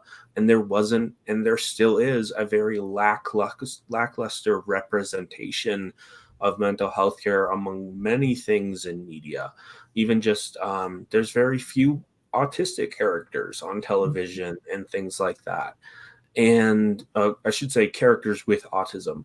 And I've had to unlearn a lot of this. And I think when the media doesn't necessarily think about those things, whether it's intentional or otherwise, it impacts youth, it impacts adults, and it is a negative representation that potentially millions of people are going to see. And I think that's part of the power of education at home, part of the power of education from advocates.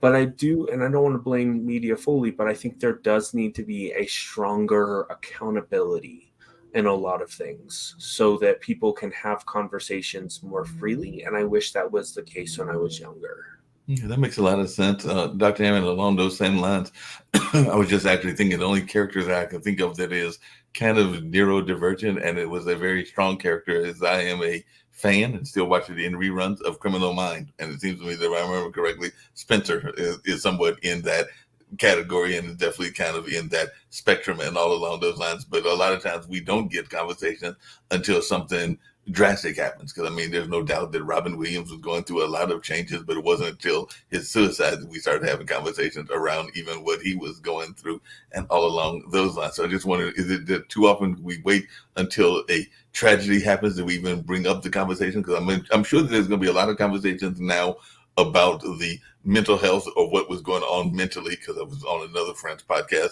with Sean Puffy Combs and what he's been going through. And now they'll be bringing in the whole notion of whether he was mentally going through something at the time that he was having that relationship with that particular person and everything. But I'm just wondering your take on, do we wait till a crisis moment to bring it up? Because even when I think of both candidates, and I won't say which one I'm in favor of, but y'all can probably guess and everything, but both candidates are getting a pushback and all along those lines for their mental well-being because they are older. And of course, as you get older, things sometimes are not as sharp as they used to be and all in that line. So I just wanted your take, is do we wait till a crisis happens that we start having these conversations?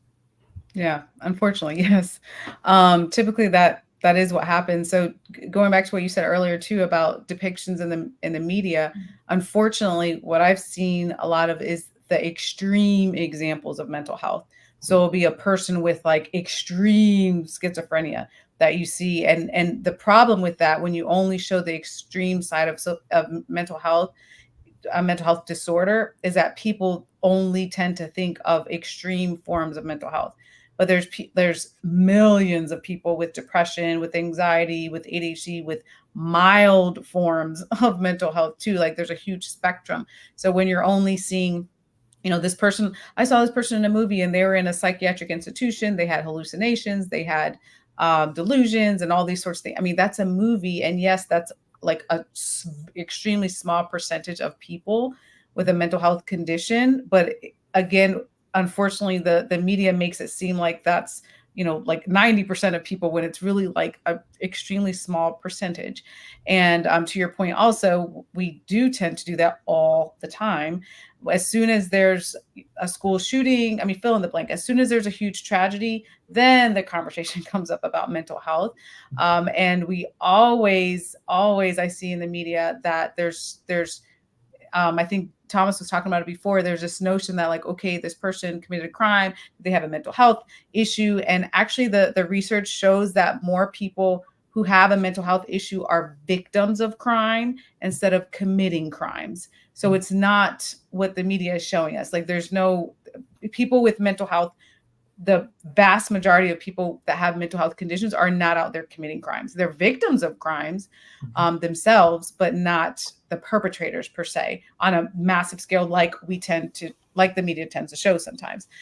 So that's a problem, obviously. But the good news is there's a lot of organizations right now who are working with the media on their language. There's people that are working in Hollywood, like, hey, when you're with these movies, like, here's what we need to do. The reason you're seeing right now, certain things pop up even on in social media, and there's like a little disclaimer like, hey, if you have an issue with substance abuse or suicidal thoughts or whatever it is, here's some resources. Like there's larger entities, thank goodness, organizations that are working to try to prevent the bias that's in the media, and also the triggers that come up for people, and knowing that people can have the resources to deal with it, because it's just a major issue.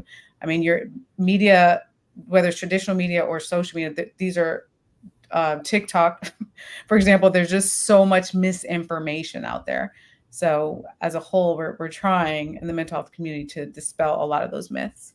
It makes a lot of sense, because you were saying that, I was thinking that a lot of times you're right, and there's always that notion that as soon as it happens, whatever that trigger moment is, whether it's a school shooting or whether it's something like one of those church shootings, then there's always this notion that folks should have seen the warning signals and all along those lines. Because that's one of those other myths that people go to automatically, is that they already knew that that person was going to act out in whatever way acting out meant to them and everything. But I mean, we don't oftentimes follow up on the warning signals when they are there and everything. So I don't know that we can expect people to know what to do in all the cases that they should. But I know that that's one of the things that automatically goes to, and even to what you were saying, Dr. Hammond, not that far from me, there's an active homeless community, and a lot of times those are folks that are being victimized by some folks who are oftentimes at a disadvantage, and they are definitely some of our most vulnerable. So I do know that they are oftentimes attacked and otherwise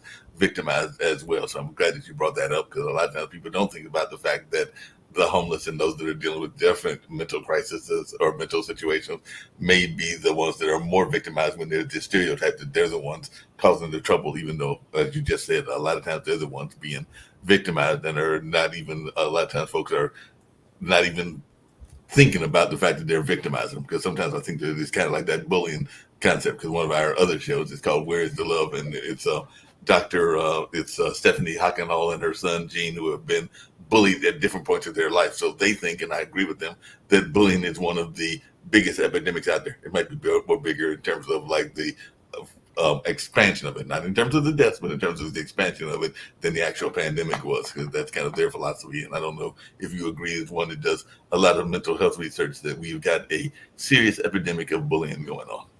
Oh, for sure. For sure. And it's not just with kids. I mean, it's definitely with kids in the school system, but it's also with adults, unfortunately, and in the workplace, and the intimidation and the retaliation and it's very pervasive. And it is a problem. As I mentioned before, when they say words can never hurt you, definitely not true. They're very powerful, very impactful. A lot of not just physical bullying, but the verbal bullying too. I mean, kids have told me stories. Other kids are saying, why don't you just go kill yourself? You're so horrible. You're so ugly. You're so this, you're so that. Like, that takes a toll on someone, especially someone that's more susceptible to have depression or anxiety or some other condition, when a peer especially is telling you these things. And kids, unfortunately, they believe what their peers tell them, even though it's not true.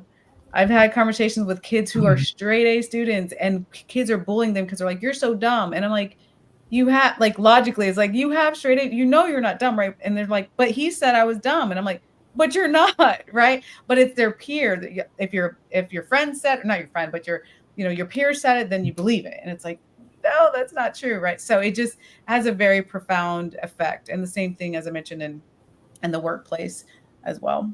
Yeah. Thomas, what's your take on that? This whole notion of bullying? Because I do know that sometimes those people that are dealing with different situations, whether it's bipolar, whether it's depression, that oftentimes they are the victims of bullies, and sometimes the bullies don't even know that they are bullying them and everything. So is that something that you've run across? Is folks that have bullied you in Colorado, and maybe even you had to call them out and let them know that you weren't going to put up with it? So I've definitely run into that. I think, once again, Dr. Hammond makes some very great points. I think one of the things that isn't talked about as much with bullying is, especially with the communities I work with, neurodiverse, those with autism, certain mental health needs. I think a lot of what people miss sometimes is the intentionality behind it and how it's taught.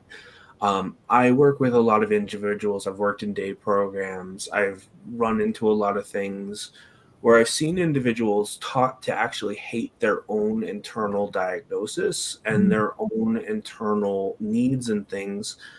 And unfortunately, a lot of those people are not taught how to process those emotions, or if they are, there's some needs that aren't being communicated. And so, unfortunately, a lot of people in my community are actually taught that internalized self hatred, and it plays out in other individuals. One of the things I really try to help people understand is to treat themselves well and to acknowledge that just because they have a diagnosis, they don't have to hate themselves. They don't have to be hard on themselves. And the some of the things I've noticed is people with autism, if it's more severe, even if it's not, they project their own frustration at themselves onto other individuals, or they carry a lot of that things they might pick up in their family or little comments, going once again back to like words hurt of like, why can't you just walk down the stairs if someone's having a hard time going down the stairs? Or why don't you understand this very simple thing? And I think a lot of people within the community face those comments, and it is bullying. It's labeling someone, it's putting them down because of something they don't have control over, and then it's passed throughout communities. And I mean, even just outside of physical things, there's so much internalized anger within the community around misinterpreting a conversation. I run into a lot of people where they have so much internalized bullying because they're angry at themselves because they don't understand a conversation, or they get depressed or really anxious because someone is talking too fast, or someone is saying something and they just don't understand, and their go-to is what so many people have taught them to do, which is, I'm going to be mad at myself, I'm going to beat myself down emotionally, because I don't understand. I always like to say the saying that I like to think I came up with it. I'm sure I didn't, though, which is, just because someone doesn't understand doesn't mean it's their fault. And the reason I pass that along to a lot of families is because even family members, either best intentions, I know many, many wonderful families. Those families are also bullied in their own way by society members, or like I know a few people, their daughter vocalizes very loudly. That's how she communicates. She doesn't form words like the rest of us. And the people in restaurants who don't realize they're bullying inadvertently, they'll sit like way far at the restaurant. You can hear some of the conversations of like from adults of, why is this person like this? Why is she so loud? Or when they send the waitress to make a complaint to the family, like those are things that deeply impact people, no matter their needs level or their diagnosis. And it goes back to that like internalized narrative of, I'm bad because I have behavior that is different from someone else. And I mean, one of the most egregious things I also see is just how other parents treat people with like autism or neurodiversity or mental health. When someone is communicating, what is like, all behavior is communication, and that kid expresses them the only way they know how, and families go, why is your kid such a problem, or things like that, or just keep your kid quiet.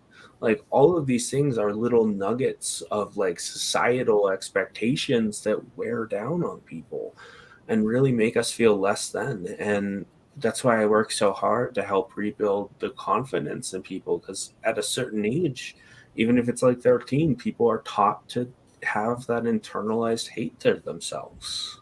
That makes a lot of sense. Dr. Hamilton, we got just a few more minutes to go, and I had a couple of very quick questions I'm going to get to. This one might even be a little bit longer than everything, but Thomas kind of alluded to it, and I sometimes have people to tell me that they don't necessarily think that this is a real term and everything, but I do know that folks can do it, whether they want to admit it or not. But what do you say to folks that look at the whole notion of microaggressions as something that is not a real terminology? Because I think that there are a lot of times we do microaggressions, whether it's toward those that are mentally ill, or whether it's toward race, or even as Rhonda alluded to earlier, even in some of the gender conversations as well. But I do have know, even on this network, that I've had people that are like not even wanting to think that there are microaggressions that take place, even though I do know that they take place and feel that they take place. But what do you say to those people that do not want to acknowledge microaggressions as being a real thing?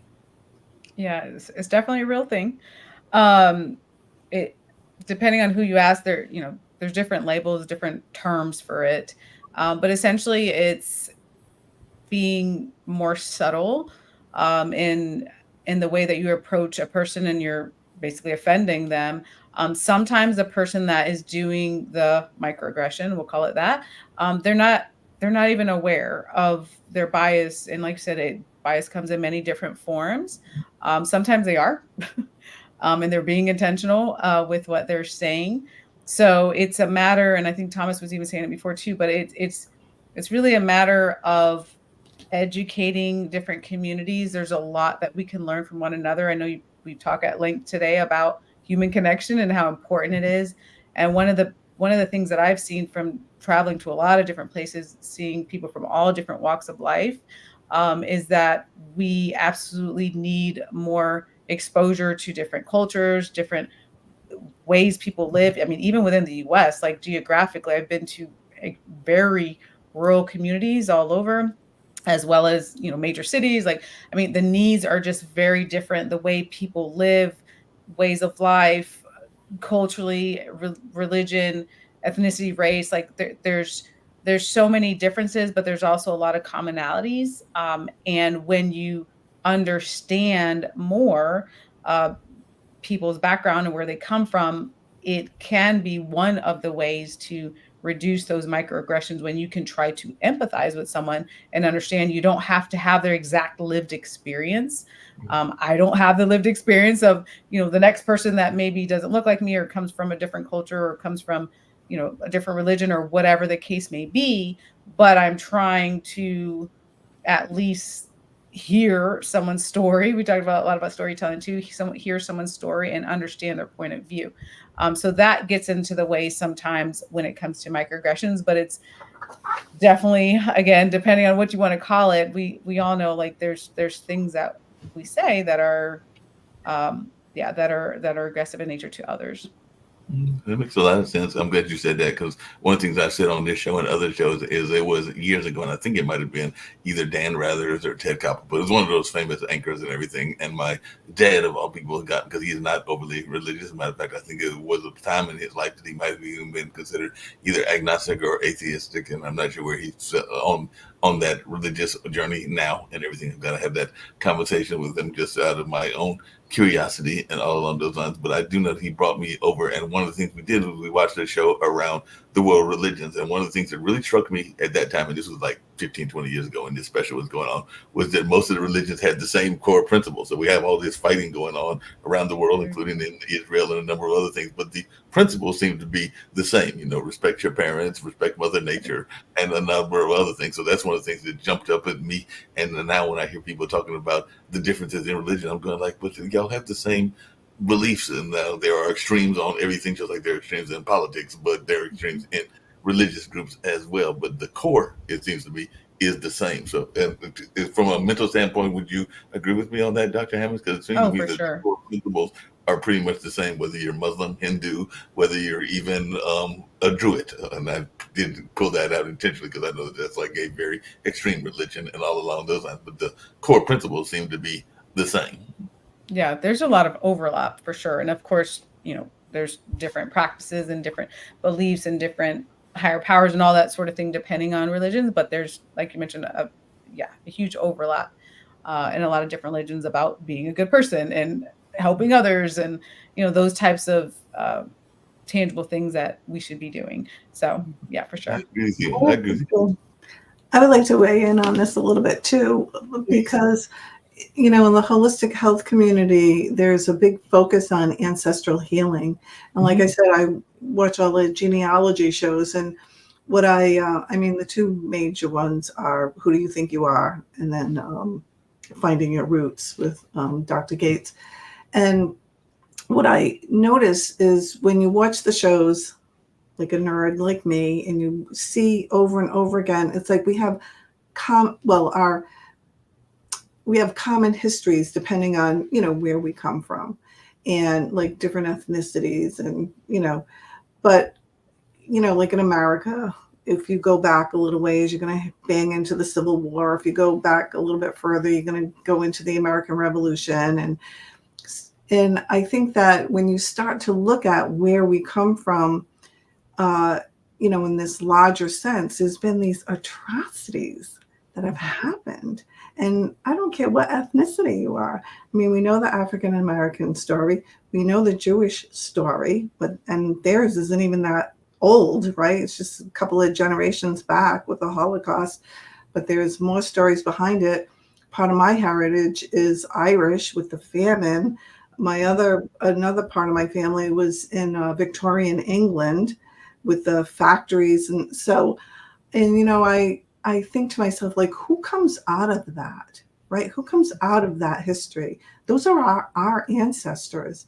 And I think there's a lot of wounding and, talking about these bullying and stuff, hurt people, right? Like they say. And I mean, I know I'm simplifying it, but still, I think that there is this trauma, ancestral trauma, that we all need to heal from. And that, a part of doing your family history and doing that research is it opens up the opportunity to heal that trauma. And, I feel like that's another mission I'm on, is to help people to realize that, we do have our individual stories, but we have a common history as well. And these common traumas, and we all have it. And again, Native American, look what happened there.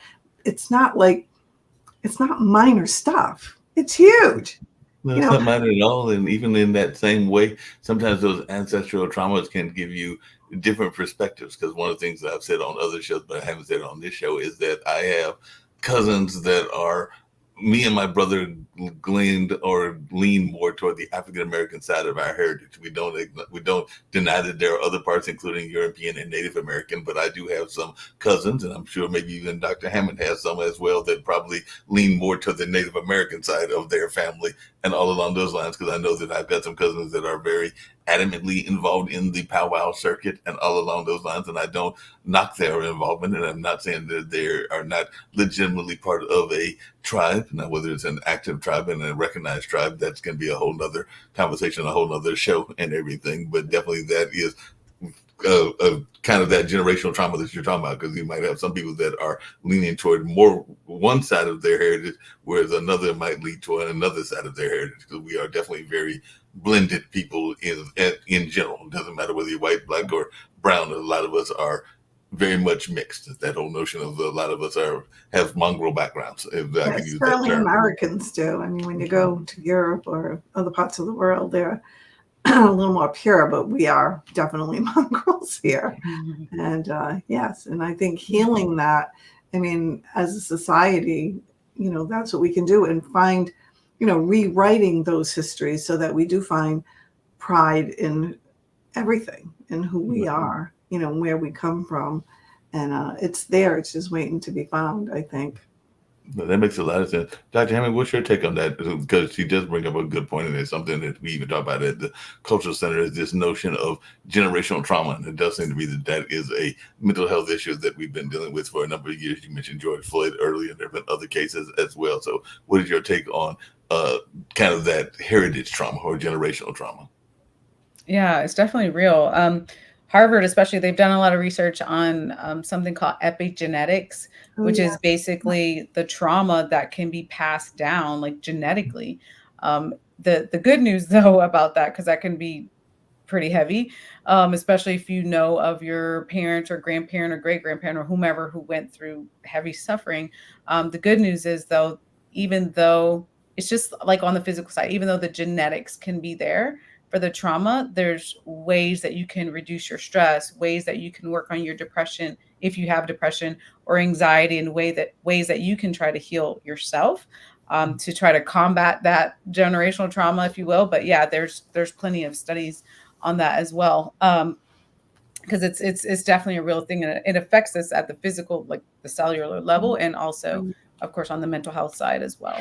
No, it definitely does that. Everything. The question I was going to get to, and like I said, this is the last one. And there's a question I get everybody to answer, and part of that is how to be contacted. But I mentioned earlier, and I know part of your background, Dr. Hammond, is leadership, and I know there's been this very conversation going around as to what makes an effective leader. And I know that we all need a coach, and most coaches have coaches, and all along those lines.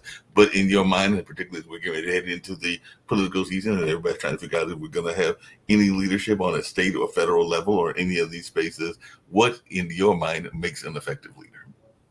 Yeah, what makes an effective leader? A couple of things. One, you have to constantly be learning. So knowledge is huge. Like an effective leader is very serious and committed to continual learning. So professionally, how are they doing? Personally, how they're doing it? Emotionally, physically, spiritually, mentally. Like, how are you learning to be an effective leader? Number one.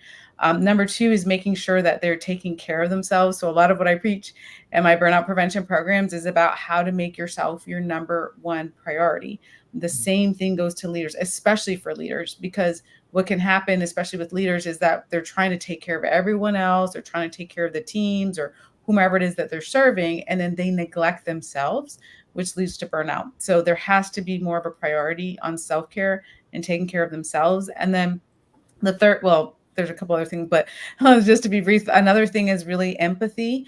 So there's a lot of research now about leaders that are empathic with whomever they are serving and how it affects their teams, how it affects the team's resilience, how it affects the team's response, and corporations. It helps with retention, helps with burnout prevention, it helps with productivity. So it's really important. People want to feel heard. They want to feel recognized and understood. That's what a lot of people in general want, the power of human connection. It goes a long way. So those are just some of the things. I mean, I can go through about 20 different things, but those are some of the top qualities I would say that makes an effective leader.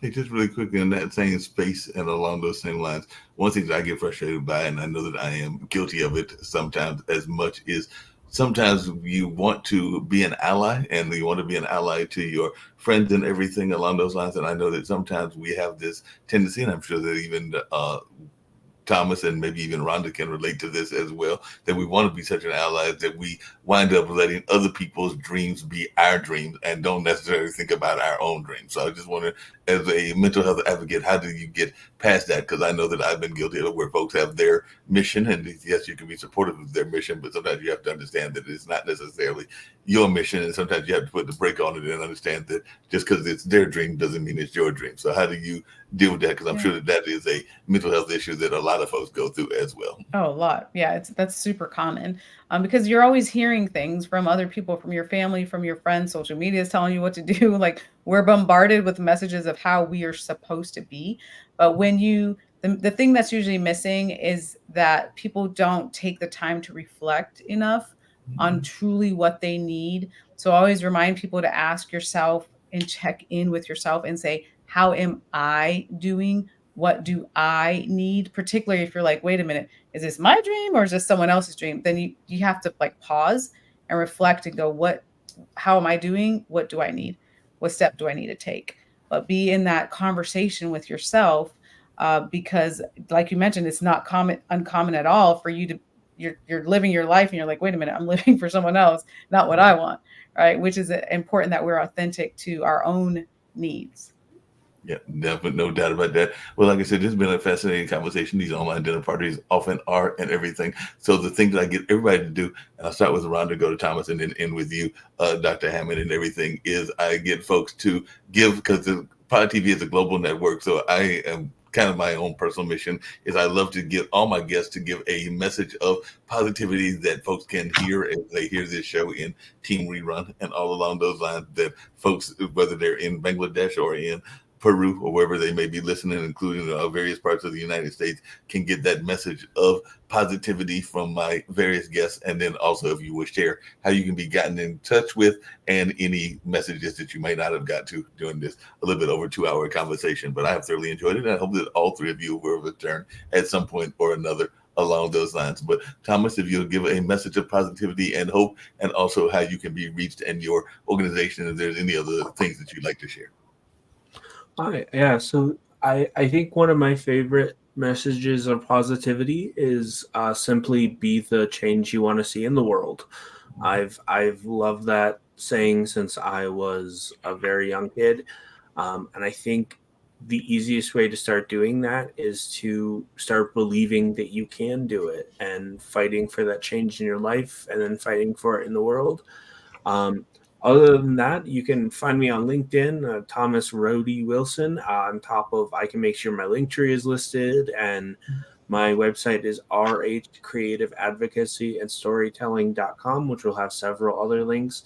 The last thing I do want to say, which is I'm a massive believer in the power of questions. I think they are a very important part of life. So if anytime anyone has any questions for me, I am more than happy to answer them.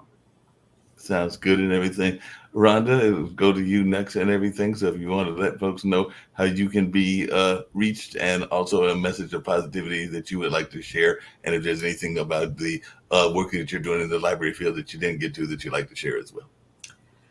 Well, I think my message of positivity is to be a truth sayer, to find the truth, to speak your truth, and to know that your story is important.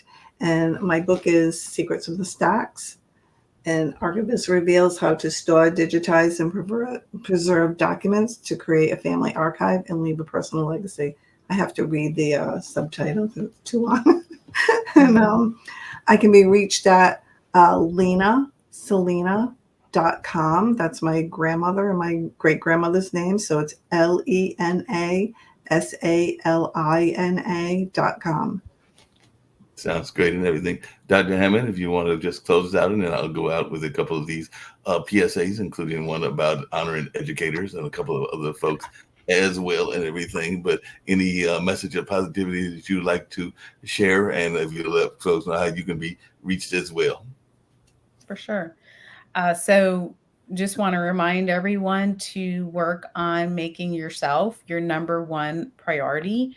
What that looks like is asking yourself, what do you need? Checking in with yourself and asking yourself, how are you doing?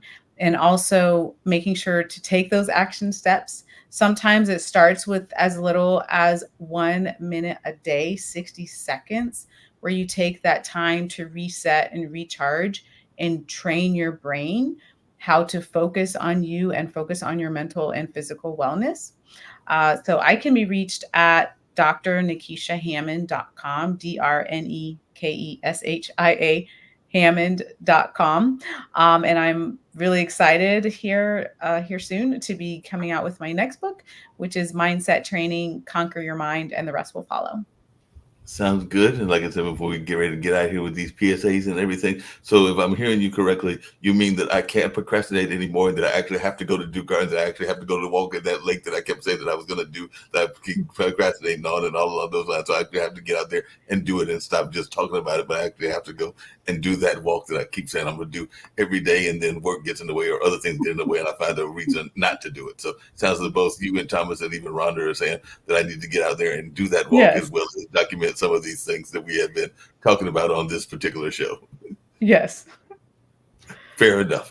So on that note, we're going to get out of here with this event that takes place. I believe it's in the Texas area, if I remember correctly, or maybe it's Oklahoma, but they honor the educators and have been doing it for a few years. So you will actually see a date and a year that has passed on, because I believe it's this particular PSA was from either 2021 or 2022, but they're still doing it because Barbara Smith, who is one of our fellow anchors here on the network, was honored this year, and all along those lines. And I'll actually be seeing her at a luncheon on Friday, because I think she's speaking, but then we're having a meeting with some of the people that are local, that are connected to the network, and all along those lines. And I might have one or two others that I'll play also, but definitely this is always a good one, because it's honoring not just the educators, but the people that are the support staff. Because my other grandmother was a cafeteria worker, so I do know that those other people that are part of the support staff are also important, not knocking the teachers and the guidance counselor, which Mom was when she first got out of school, but also the people like the janitors and the other folks that are the support staff that are often there,